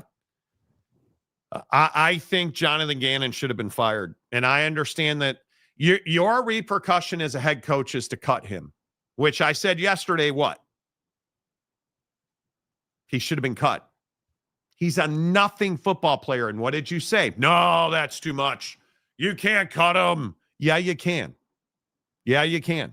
And you should have fired Jonathan Gannon, because now you've said, well, if you want to hit somebody, that's going to cost you $100,000. Like, I don't. Yeah. Joey Harper, the Colts didn't go all Rambo on Mitchell when he fumbled the TD against the Rams. All Rambo? Okay. Alpha males going to alpha male with other alpha males. Different. Legally, assault is any unwanted touching, but with football, a guy is wearing pads and probably gets hit harder on plays on the field, but the play on the field is meaningless. Like it is. This is one of those things where, and I hope people understand this. I think people understand this. Amari DiMercato can do nothing. He can't complain about it. He can't bitch about it. He can't yell back at the coach. He can't hit back at the coach. He's a nobody who will be cut if he says word one, because he already made the biggest mistake of the day on the field. Funny, Jonathan Gannon probably just guaranteed this guy's contract for the rest of the season. Right? I mean, I think, yeah, I that's crazy. Yes, situations matter. My brother punches me in the arm in jest. It's funny. If he would punch me in the chest in anger, it's not okay. I agree. I don't think hitting the chest plate of a football player is assault. Now, had he broke his nose or jaw or blacked his eye, now we can talk about assault. I think when you, in anger, punch somebody, it's not the right thing to do. He fully swung his arm, man. Like, I just think you can't. It is football culture is the word that I think matters. This is outside the norm of culture in football. Football is an inherently violent game. There are fights on the field. There are fights in practice. All that's culturally normal in the game of football. When you're a coach, it would have been, in my opinion, it was uncouth to stand there and yell at him. How I would have handled this, I would have sent him back to the locker room. He would have never seen the field again for the Arizona Cardinals. I would have cut him on the spot. Mm-hmm. If you're going to yell and scream in his face, you shouldn't be a coach in the NFL. That's just not the right way to handle it. It sends the entire wrong message to the player. So when an opposing team shoves another player on their sideline for an opposing team, is that assault? You're being an idiot. Yeah, you're being an idiot. As usual. Like, Eric, and I say this every time you act like this, anytime there's an important conversation, I can just make sure not to read your comment because you say stupid shit constantly. It's wild to me. Gifted Aaron Wilson gifted one Monty Show membership. Aaron, good to see you. America's favorite mailman. The last one was kind of like, come on, dude, get another kind of thing. Get it together kind of. Oh, no, it was not. No, I think the last one was the worst one. That's the problem. Look at how this is the wrong angle, and I wish we had the other angle. The other angle, you really see, that is not, come on, dude, get it together. What he should have done, if he wanted to talk to him, he should have gone and put his arm around him and said, I want you to know this is wholly unacceptable, and we're going to talk about this after the game. But I need you to focus and finish this game. Because when you hit him like that and you're yelling at him, it implies you're going to keep him on the field. Right? Like the whole thing sucks. And we can sit here and go round and round about it, but yeah. The artist formerly known as Chad Carter gives one Monty Show membership.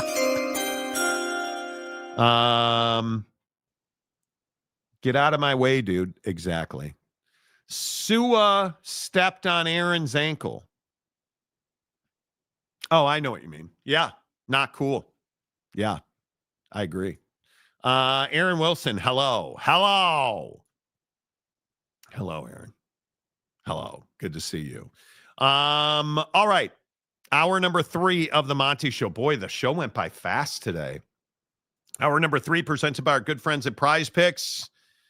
Oh, boy. Jake, how you living on Prize Picks? I don't know. Let me open the app and find out. I didn't have the courage to look. I had a pretty good night on Prize Picks until the bottom of the first inning last night. Do you guys ever just get really pissed off at your sports teams? Do you ever just like last night that was so the Cubs, do you guys ever do you ever go a full Gannon on your sports teams? Boy, you're just gonna keep going with it, aren't you? Well, I'm just saying. I mean, he was pretty pissed off. I mean, it seemed like a reasonable comparison. No, I'm really surprised you're not. I'm really surprised you're not here for it. Yeah, I mean, listen, man. I just think that I don't love the hypocrisy in the NFL. I think we have loads of it. I think it's all over the place. It slaps us in the face every single week. It's everything from the officiating with the Chiefs last night and still somehow they find a way to lose that game to what's good violence and what's bad violence to what's acceptable on a football field and what's not, right? Like everything you from really are struggling with what's good violence and what you're struggling with it's assault. I disagree that it's assault. I don't think he assaulted him. I think he handled it unprofessionally. Okay, aside of the assault thing, you're really struggling with what's appropriate and what's not appropriate when it comes to the violence on a football field and striking a coach, striking a player. You're struggling with how to differentiate that?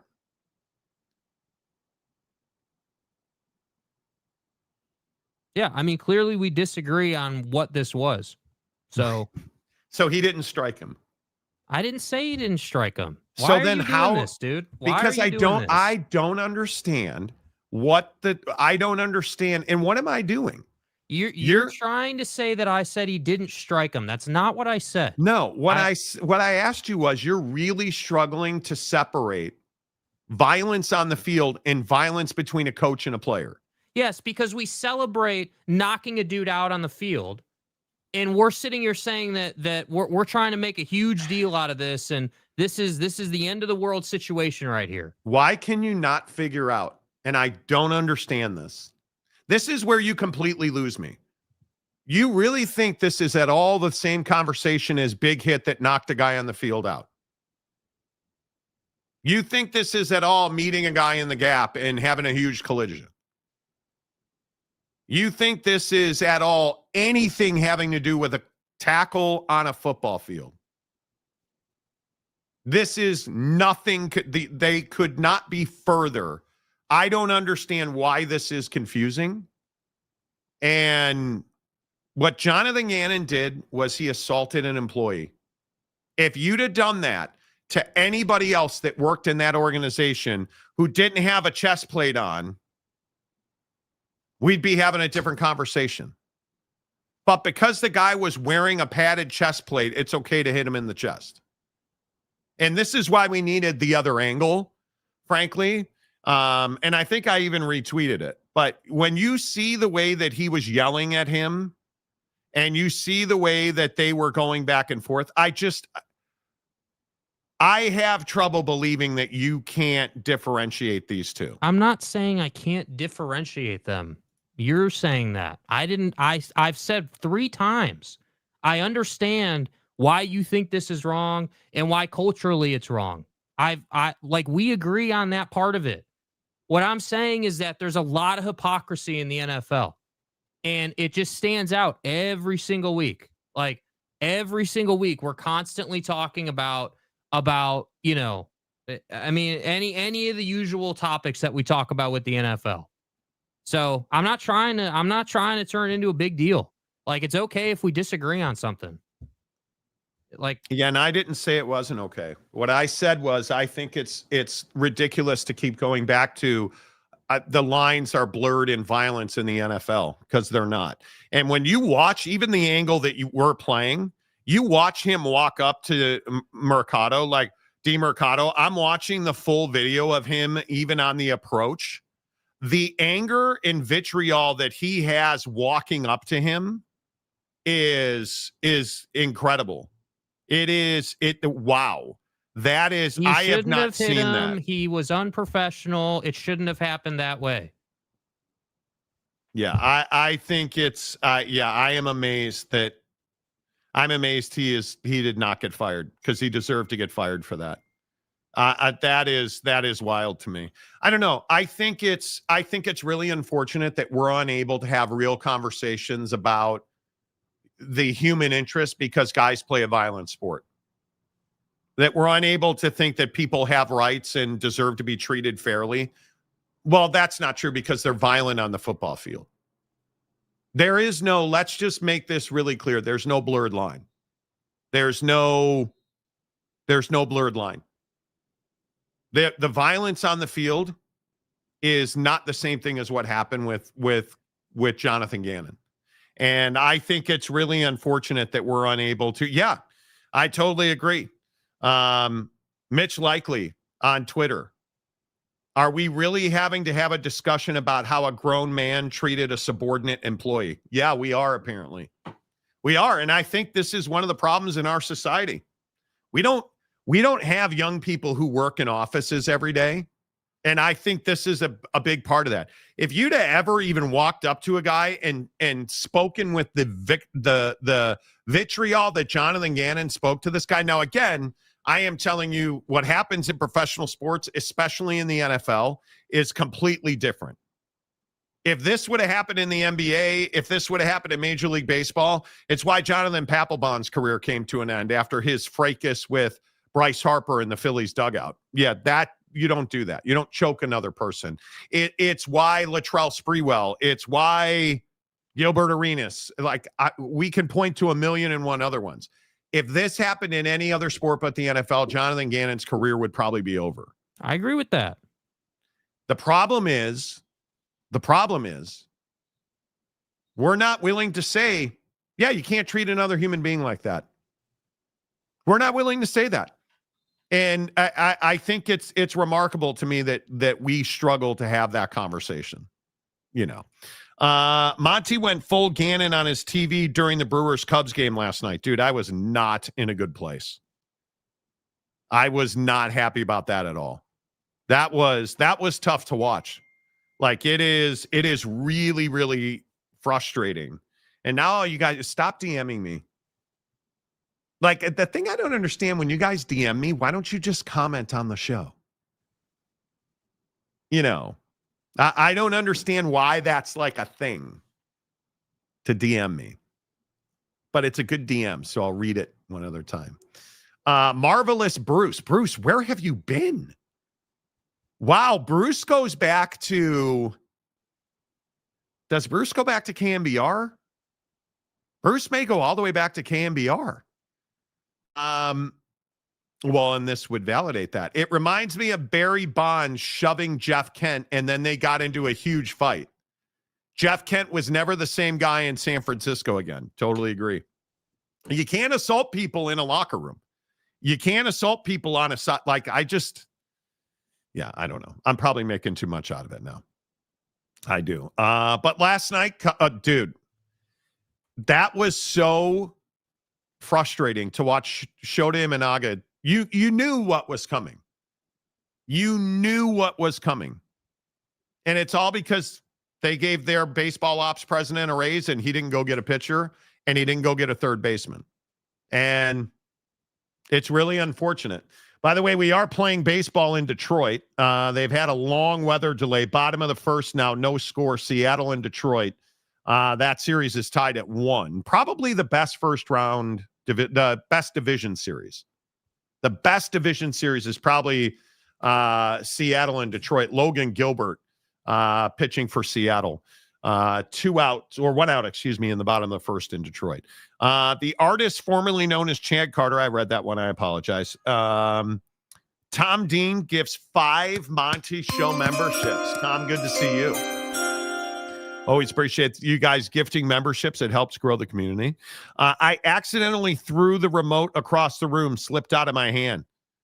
As long as it doesn't hit the dog in the face, you're fine. You know. UW fan Jim, cheer up, Jake. It's good for the show. Jake doesn't ever like to have arguments. No, I just don't like when it's turned into that I can't understand something. Like, I get it. We disagree partially on this, but the problem with that is I think for the most part, we actually agree on what happened here. The only part we disagree on is what we define as assault on the sideline.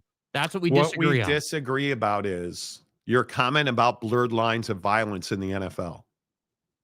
There are no blurred lines of violence. Okay, well, I'm wrong. That's fine. It's cool.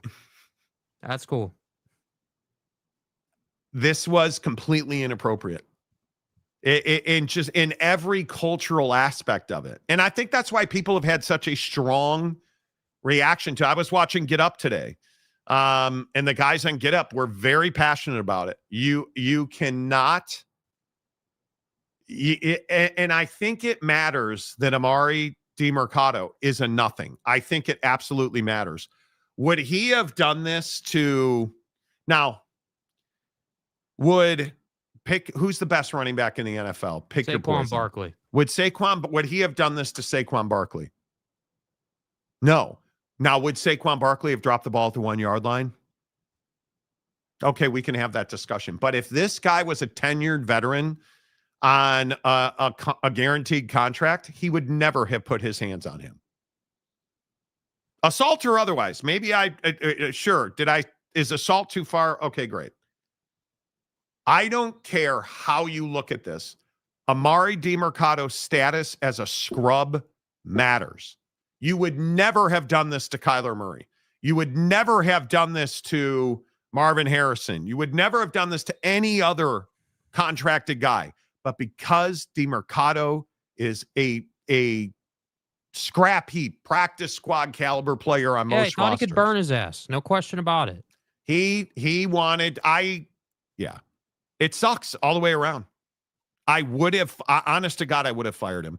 Have you seen the videos of Japanese high school baseball coaches slapping and kicking their team during practice? I have. And Urban Meyer was actually teaching them how to. Can you imagine Urban Meyer? Oh my God. Jake bottles too much of his rage up. One day he will be saying, why, Jake? Why when he finally explodes? Could be. The difference is Jake's not the guy who's willing to stand and defend his argument. He's not willing to do that. What did I do today? You folded, which I don't think you should do. You believe that the line in the NFL. What am I supposed to say? It's not a what am I supposed to say thing. My only point is we like to use violence in the NFL as an excuse. Because it's an excuse it's not an excuse you can't get away from. The NFL is an inherently violent game every single day. Every day you are paid millions of dollars unless you're this guy who I don't know his contract situation, don't know how much he's paid, probably not millions, probably $1 million, $2 million, lower end. You're paid millions of dollars to go out and run through dudes if you're a running back in this case, right? And the problem is that my initial reaction to this, what upset me is that we as fans celebrate and get all pissed off when it's like, hey, defender made this big hit, dropped this guy, dude's knocked out on the field. What an amazing hit. And then this happened on the sideline. And people are really upset about this. And it frustrates me that the hypocrisy in the NFL is such. I'm not even saying that that's how you should be treating players.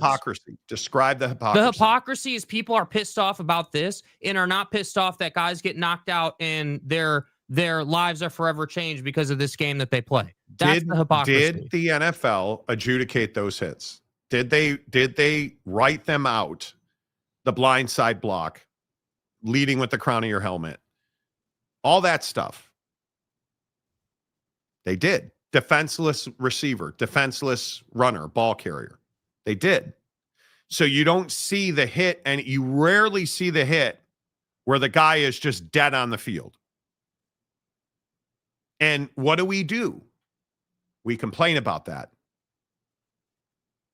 But again, what I'm telling you is, what do we never see happen? We never see uniformed personnel striking players. We don't see coaches, trainers. We don't see non-football players striking football players. We've seen Bill Romanowski punch a teammate in the eye in Oakland. Happens. Unfortunately, we see players go home and commit acts of violence against their spouses. That's exceedingly rare these days, but we still see it. What we never see is a coach strike a player. And it's because that is 100% out of bounds and off limits in football culture. That's my argument of the whole thing. I agree. It has nothing to do with Darryl Stingley. It has nothing to do with the hits of the 80s and 90s or Steve Young or concussed quarterback or concussion guy or Junior Seau. Those are all relevant and important conversations that are not germane to what Jonathan Gannon did to Omari DeMercado on the sideline Sunday. And that's where I come down on it. I just don't think the two are similar at all. At all. Simply put, it's not assault. Well, I think it is. Hard to say in the Sunshine State when October is in Motown is. Okay. Okay. Group hug, everyone. It's not a hate thing. It's an argument over sports. It's an argument over sports. It's as simple as that. He didn't go Woody Hayes on him, so I wouldn't fire the coach. I'd cut Mercado, though. So it's okay to cut Mercado, but the coach should keep his job. Did you see the way he treated him? Did you go watch the videos? Because they're all over X. Look at the way Gannon walks up to him and puts the bill of his cap in his face and is screaming at him. And then look at the way he pokes him. He isn't just like, like he tries to clothesline. Imagine, it's almost like he's got a knife in his hand and he is stabbing him. It's not a full clothesline swing. It's wholly inappropriate. Wholly inappropriate. But is what it is. Jonathan Gannon fined $100,000. Which, again, is incredibly light, I might add. I still maintain he should have been fired. He should have been fired. All right, let's get to NFL Power Rankings Week 6. I think the really interesting question is parity in the NFL good for the NFL? I'm always the one that's going to tell you if you have parity in a sport, the sport is struggling. And I think it's really interesting. I think the NFL is very boring this year. I don't think the NFL is compelling. I don't think outside of your favorite team, not having a dynasty, like who's the dynasty right now? If you're the Kansas City Chiefs, how does Patrick Mahomes throw that interception? It is one of the worst decisions I've ever seen him make. It is, in my opinion, a complete regression. I cannot believe he threw that pass. Happens to everybody, just not Patrick Mahomes. So when I look at the power rankings, the question you cannot answer is, who's the best team in the NFL? Yeah, I have no idea who the best team in the NFL is.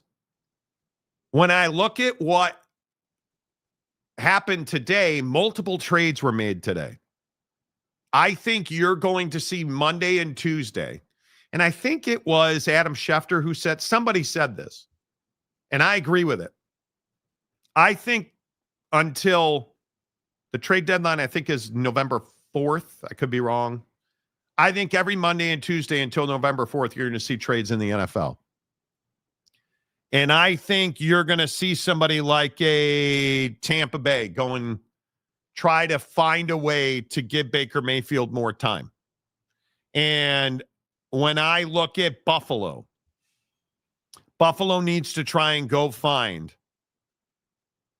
a really difference-making wide receiver for Josh Allen, because you cannot continue to have him throw really bad interceptions, or you will disappear.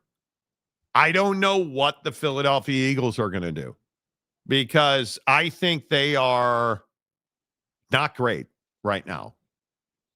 And then there's the Detroit Lions amongst the top 4-1 teams. And I think they got to go find a pass rusher, because when I look at some of the numbers and you look at the way that you win games, I think it's going to be very interesting to see, can this defense, without a better pass rush, force the quarterback to turn the football over in Detroit? And the answer right now is no, they cannot. And I think you have to, if you are the Detroit Lions, you have got to force teams to throw the football to win games and hope that you can convert turnovers.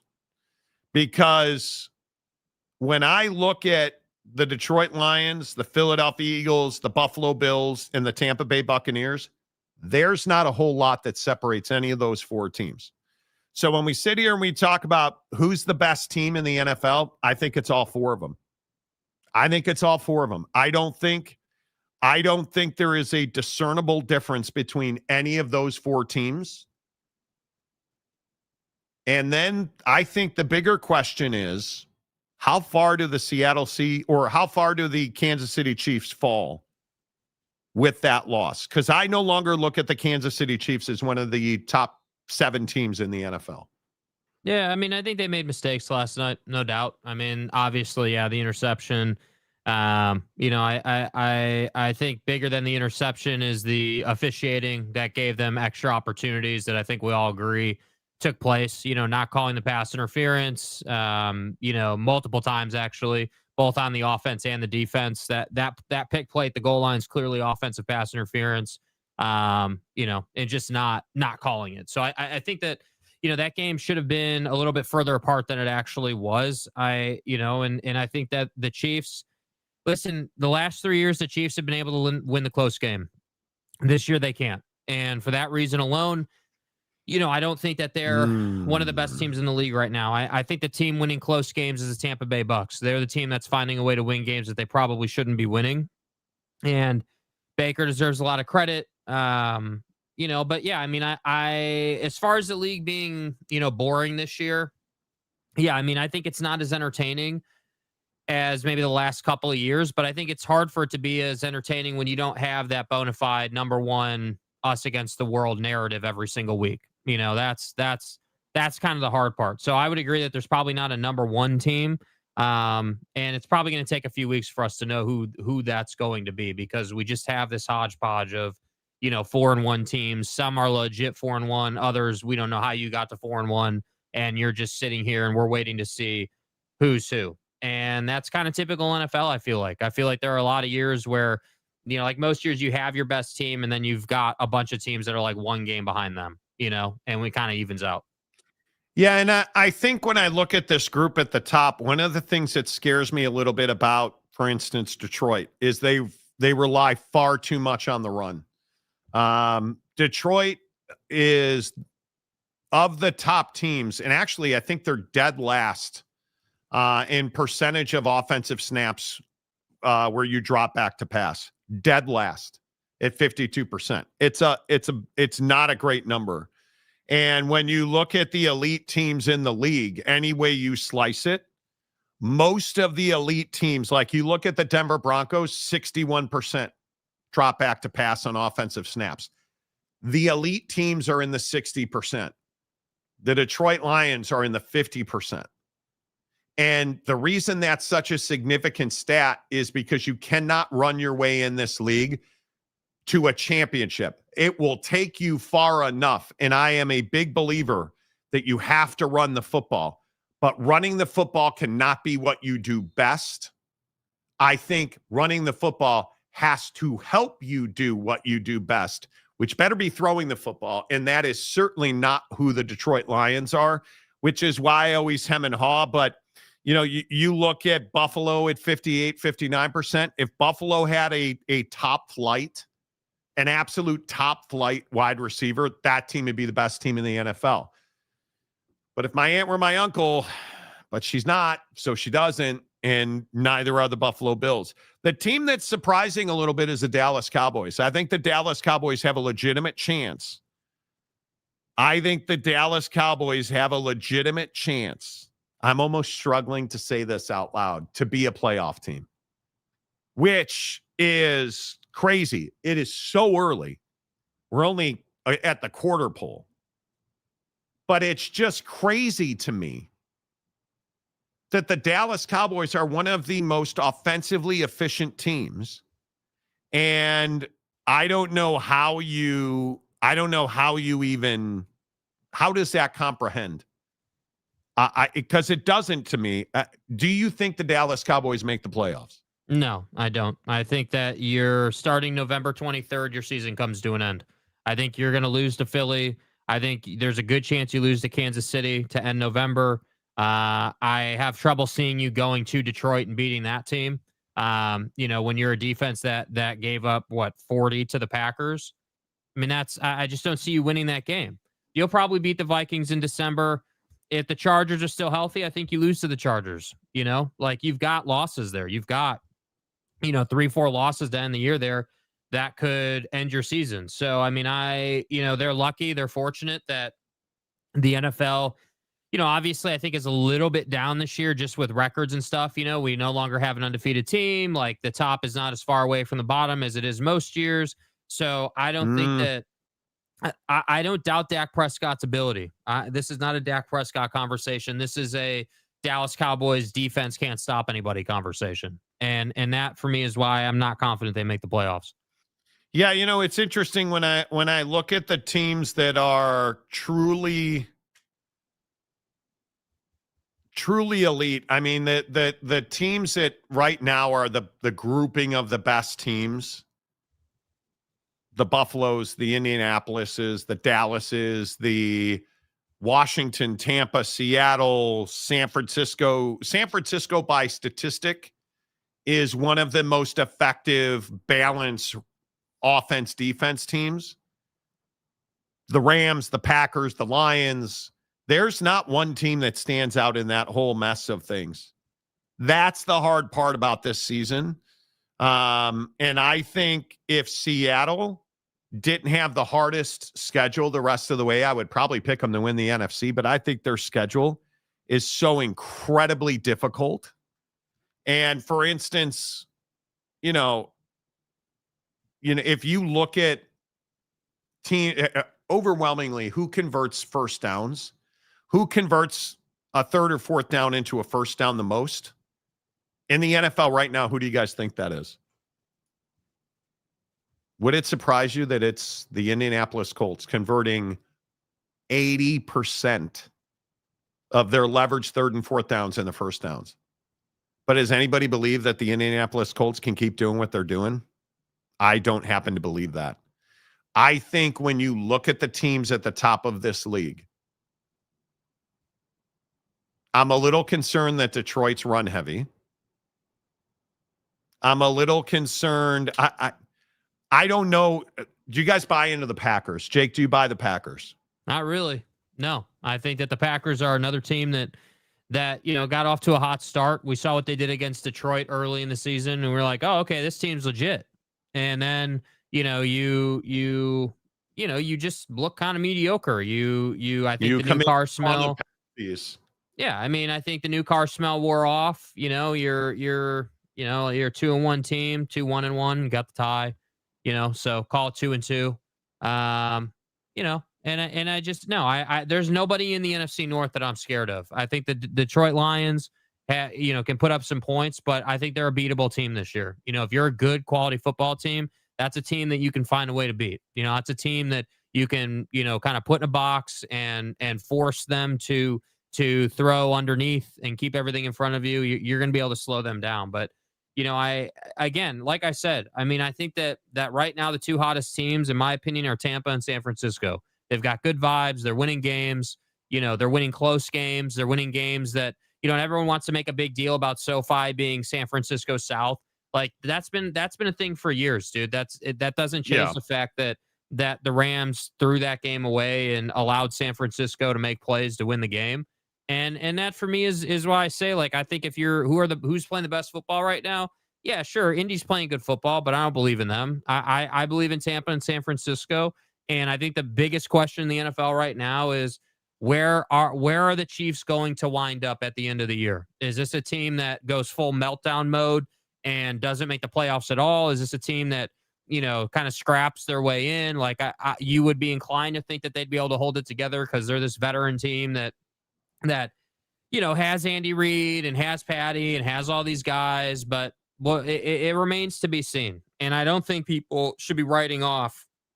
Not that I'm saying you are, but I think there's a lot of people that want to just go, oh, well, the Bills lost one game, their season's over. They lost one game. But they have some really bad flaws. And one of the things that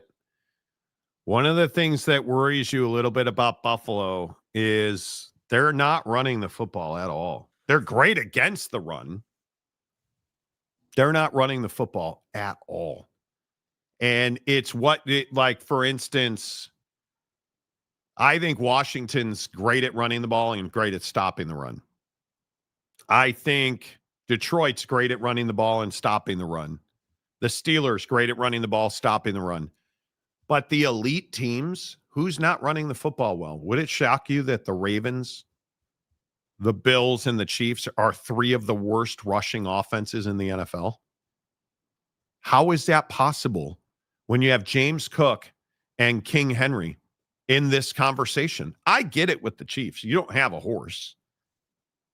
But how are the Bills and Ravens unable to run the ball? Do you guys understand that the Ravens are the most dominant running team in the NFL on first and second down, averaging 5.6 yards a carry? But do you understand there's no team that runs the ball less on first and second down than the Baltimore Ravens? That is a philosophical flaw that you're probably not going to be able to get out of your DNA in a short window of time. They need to run the ball on first and second down, and yet they won't do it. So I don't know who the best team is. I think the Cleveland Browns are the worst team in the NFL. I think Kevin Stefanski is responsible for the loss this weekend. Trading Joe Flacco to Cincinnati today was absolutely the right thing. Go all in on Dylan Gabriel. Set him up as much as you can to succeed. And if he fails, you go to Shedeur. He's not going to fail. He's a really solid younger quarterback who makes quick decisions. They're the worst team in the NFL. The other thing that scares me, San Francisco can't stay healthy. And I think they have a quarterback controversy.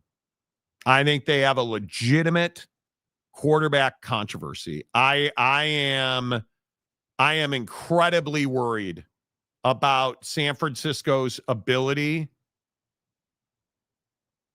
I think they're excellent against the run, but that's another team that just is struggling to consistently run the ball. And I think when I look at the way they pass the ball, dude, they're really good stopping the pass and passing the ball. They're the opposite of like Detroit. I think Detroit probably runs too much. I think the San Francisco 49ers have to run more to allow them to pass more. And I just don't know that they'll do that. And they have so many foundational physical issues right now that I just don't know how they do this all year long, because you're going to have people die on the field at the quarterback position if the 49ers don't figure it out. I'm legitimately worried about Mac Jones's spleen if they don't figure out how to run the football. Yeah, right. I mean, I think that they clearly tried to employ the usual scheme of, get McCaffrey 30 touches and let's just figure it out. And, I mean, they figured it out. They made that play on the goal line defensively, and that sprung you to ultimately go win the game, which was great. But yeah, I mean, I'm not a big fan of my quarterback throwing it 49 times. That's too many times, even though he looked great. Yeah. I mean, even though he looked great, that's still too many times. I'd much rather see that be sub 40. I'm fine with high 30s in the NFL. That's fine. 35 to 40 throws a game. That's fine. But I would not go much past that, because that means you're just not balanced enough. And the problem is, I mean, who are we? Who am I supposed to be excited about in the run game? Because Brian Robinson Jr. is not it. And Christian McCaffrey, the problem is, yeah, sure, he's a running back, but he's so much more than that for their team in the system. They don't have a traditional turnaround, hand it off, get 4 or 5 yards, bruise the defense running back. And, that's the problem. And how do you set Josh Allen up to succeed? I think this is a big question about Buffalo. And when we talk about parity, I think the parity in the AFC is really problematic, because I'm really impressed with what Mike Vrabel's got going in New England. He ain't it, right? Not right now. Miami's dead. Like, did you guys hear this Mike McDaniel thing? This is weird to me. And when you hear Mike McDaniel talk about his team, does this clip inspire a turnaround and a Super Bowl run on South Beach? He was really frustrated at the, just like he's as I was, and we talked about the challenge ahead to get ready for the Chargers, and that was kind of the extent of it.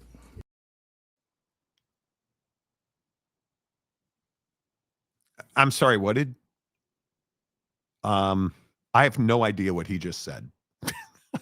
And pardon me, I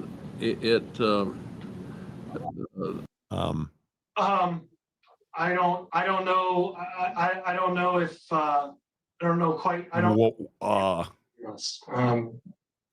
What had happened was we're really bad at everything, so I don't really have much to say here. So I'm gonna and ah a lot. We can't run the ball. We're below the Mendoza line passing the ball. Keeping the buck right now, we ass. We can't. I mean, we're really good at not allowing people to pass.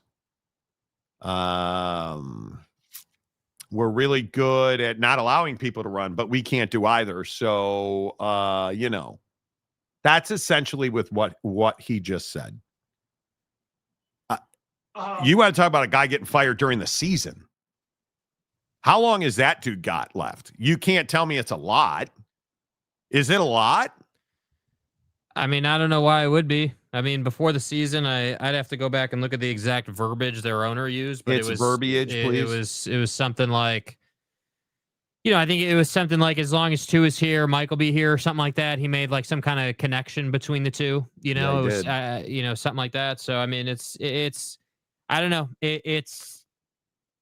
The Dolphins should be better, but the problem is they made a bad decision with Tua. Tua. The injuries haven't even been as big a deal. I just think he's not good enough to take them where they need to go overall. And they've had injuries, and they've had, Mike has been up and down. He's had some bad weeks where his play calling hasn't been great offensively, and then they'll have better weeks. And so it just is, they just can't seem to put it together. And that's the issue. But yeah, I mean, I think that, Mike is not doing himself any favors. I think Mike tried to be like the next generation of young head coach to come up, right? We had Kyle Shanahan, we had Mike McVay, and then Mike comes in, and the shtick was cool for a minute, right? New offense, like sexy, chicks dig the long ball, everything's awesome. And you just haven't been, once the Tua concussions started taking place with the regularity that they were. I mean, I really do feel like, I think it was last year when what was that last year Bengals game for Tua where he had that concussion? Once that happened, I mean, this team just melted down, and it just is, I don't know. It's just, they should be better, and it's unfortunate. But Mike, I don't think it's all on him, but certainly he's the head coach. And of course that means you're the fall guy. I think that's true. And yeah, it all goes back to Finkel, or Einhorn, one of the two, Joey, we can't run the ball. We can't pass the ball. Hell, we can't even cover Shamu at all. In fact, we are the second best team in Miami. Yeah, Big Boo. Me, Gronk. I like football. OTC Mapes, the Niners did have that guy, and they traded him to Minnesota. Well, okay. The 49ers are frustrating. Oh, boy. The Seattle Mariners have taken the lead, top of the third, on Detroit, and Detroit's going to review this play. What's interesting about, do reviews in baseball work, Jake? Yeah, I think they do. But why do you say? Because he's clearly safe here. And I don't know, this is going to take 37 minutes to review this play at the plate. I think there's a play at the plate where it's catcher's glove in the middle of the plate versus sliding spike. And I think he's clearly safe. I don't even know why we're reviewing this. I don't know how many people are watching the Mariners-Tigers game. But. Well, there's going to be less people watching it when it goes to FS2 here in about 5 minutes. Truth. He's safe. Put some respect on it when you're saying my name. Mike Smith. Mountain Daddy. Why are they all about to put this game on FS2? Well, because the other game is a game everybody wants to watch. He is safe. Yes, he is. Call in Eric to judge the call. Yeah, he's fair and unbalanced. He's fair and unbalanced. We don't take any shit. Yeah, we don't. Real quick, can we talk about Jera? Jake, have you recovered from being pissed off? Yeah, I mean, I'm less pissed off than Jera is. Jerry Jones, the unvarnished Jerry Jones video. He's safe. Stop. Why are we reviewing this? Here's Jerry Jones. And, oh, hi, Jerry.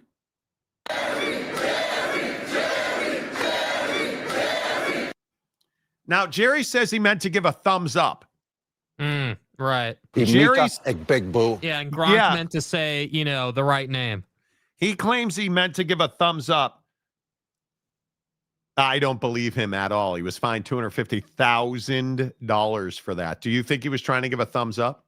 No, I don't. I think Jerry's a red ass who didn't like what someone was saying, and not once but twice decided to give him the bird. 2-0 in the rain in Detroit. Seattle has opened up the gap. 2-0. Top of the third.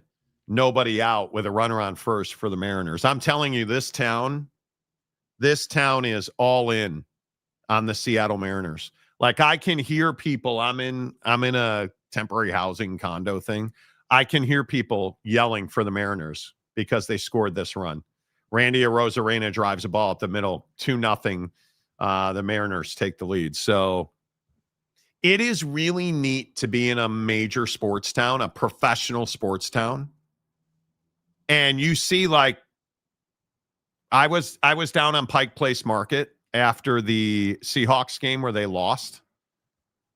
And it was so cool to see Tampa fans and Seattle fans, and they weren't knifing each other it's really cool to be back in a major sports town.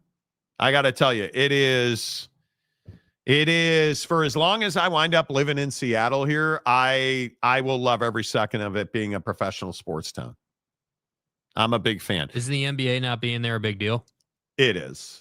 It is. There are Sonics signs everywhere. I miss the NBA. I love the NBA. I'm a passionate NBA fan, but dude, it is nice to be in a professional sports town. For Jerry Loose Skin, that bird was flapping. Okay. UW fan Jim, what brings you to my city? I hope you have a good time here. Well, I don't know if I'm here for a long time, but I am here for a good time. I've prayed for moments like that. We'll be here for a minute. My wife is a corporate bigwig. And so, yeah, and I love it. I live in downtown Seattle. I'm in a temporary spot, although I'm moving into a condo on Saturday. So I'm excited about that. Yeah, thank you, Utah Jazz owner. I forgot his name. Ryan Smith. For Awkward. what? For what? Utah should be a sports town, but it's stuck with the owners suck. Yeah, it does. It should not be a pro sports town. It is not a pro sports town. You have an owner who doesn't spend the money that's needed to win. I'm so glad we ain't got to talk about that anymore. Yeah. I am so over it. You're frustrated with him. Yeah. It's just not something that like everyone's celebrating that, the minivan is back on that roster. Man, great. If that's what knocks your guys' socks off, more power to you, dude. Like, they're going to be one of the worst teams in the. Yeah, and I really look forward to not having to talk about it, honestly. Like, I'm not even trying to be a red ass about it. It's not fun to talk about. It's not it's not enjoyable to year after year talk about a terrible team. They will be invisible this year. Honest to goodness, I think the Jazz will be one of the worst teams in the NBA. As much as you and we bitch about the Chicago sports scene, at least they're working on being in the playoffs. At least there is some semblance of, hey, we spent some money. It's not enough money. It's not the money that any of you as fans would spend to make them a better team. But at least they're on TV in October. At least the Hawks had that run. At least, the Bears drafted Caleb Williams and are making moves on their stat. Like, at least there's movement. Like, that's what I always struggled with in Salt Lake is that like BYU is the standout. They've always got something working there. Even when they're bad, they've always got some kind of, whether it's a head coach they're scheming after or like a player, there's always something they're trying to do. It's like, it's the same story with the Utes. It's the same story with the Jazz. Like it's just the same thing every year. It's Groundhog's Day every single year. And that's what's frustrating living there. And I feel bad for Utah sports fans. Yeah, I think it is absolutely frustrating and disappointing. And it's not personal with Ryan Smith for me anyway. I think Ryan is a guy that just is not going to do anything that he has to do. He's not going to, he is going to keep the money in his pocket. Because I do think there's a plague in sports right now of real millionaires and fake millionaires. With like owners? Yeah. And I think there are too many owners that are paper billionaires. And I think it's incredibly bad for sports. I do. Yeah. Ooh, Flaherty gets a big out. First and second, one out, top of the third. He walked Cal Raleigh and then he strikes out.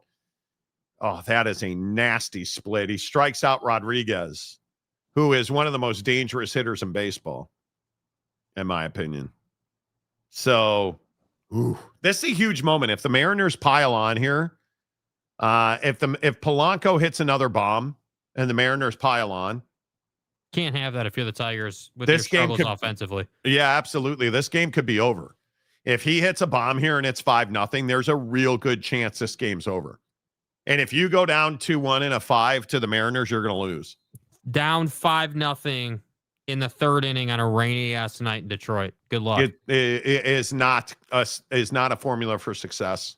Yeah. For a guy that should have been on the Cubs last year and never was, not even this year. So, all right, there you have it. The Monty Show is always presented by the Advocates at theadvocates.com. They're the best in the business, you guys, because they operate from a position of empathy. When you need them most, they're right where you need them, when you need them, and how you need them. Check it out at theadvocates.com. Until tomorrow is only Wednesday. Until tomorrow, say goodbye, Jake. Goodbye, Jake.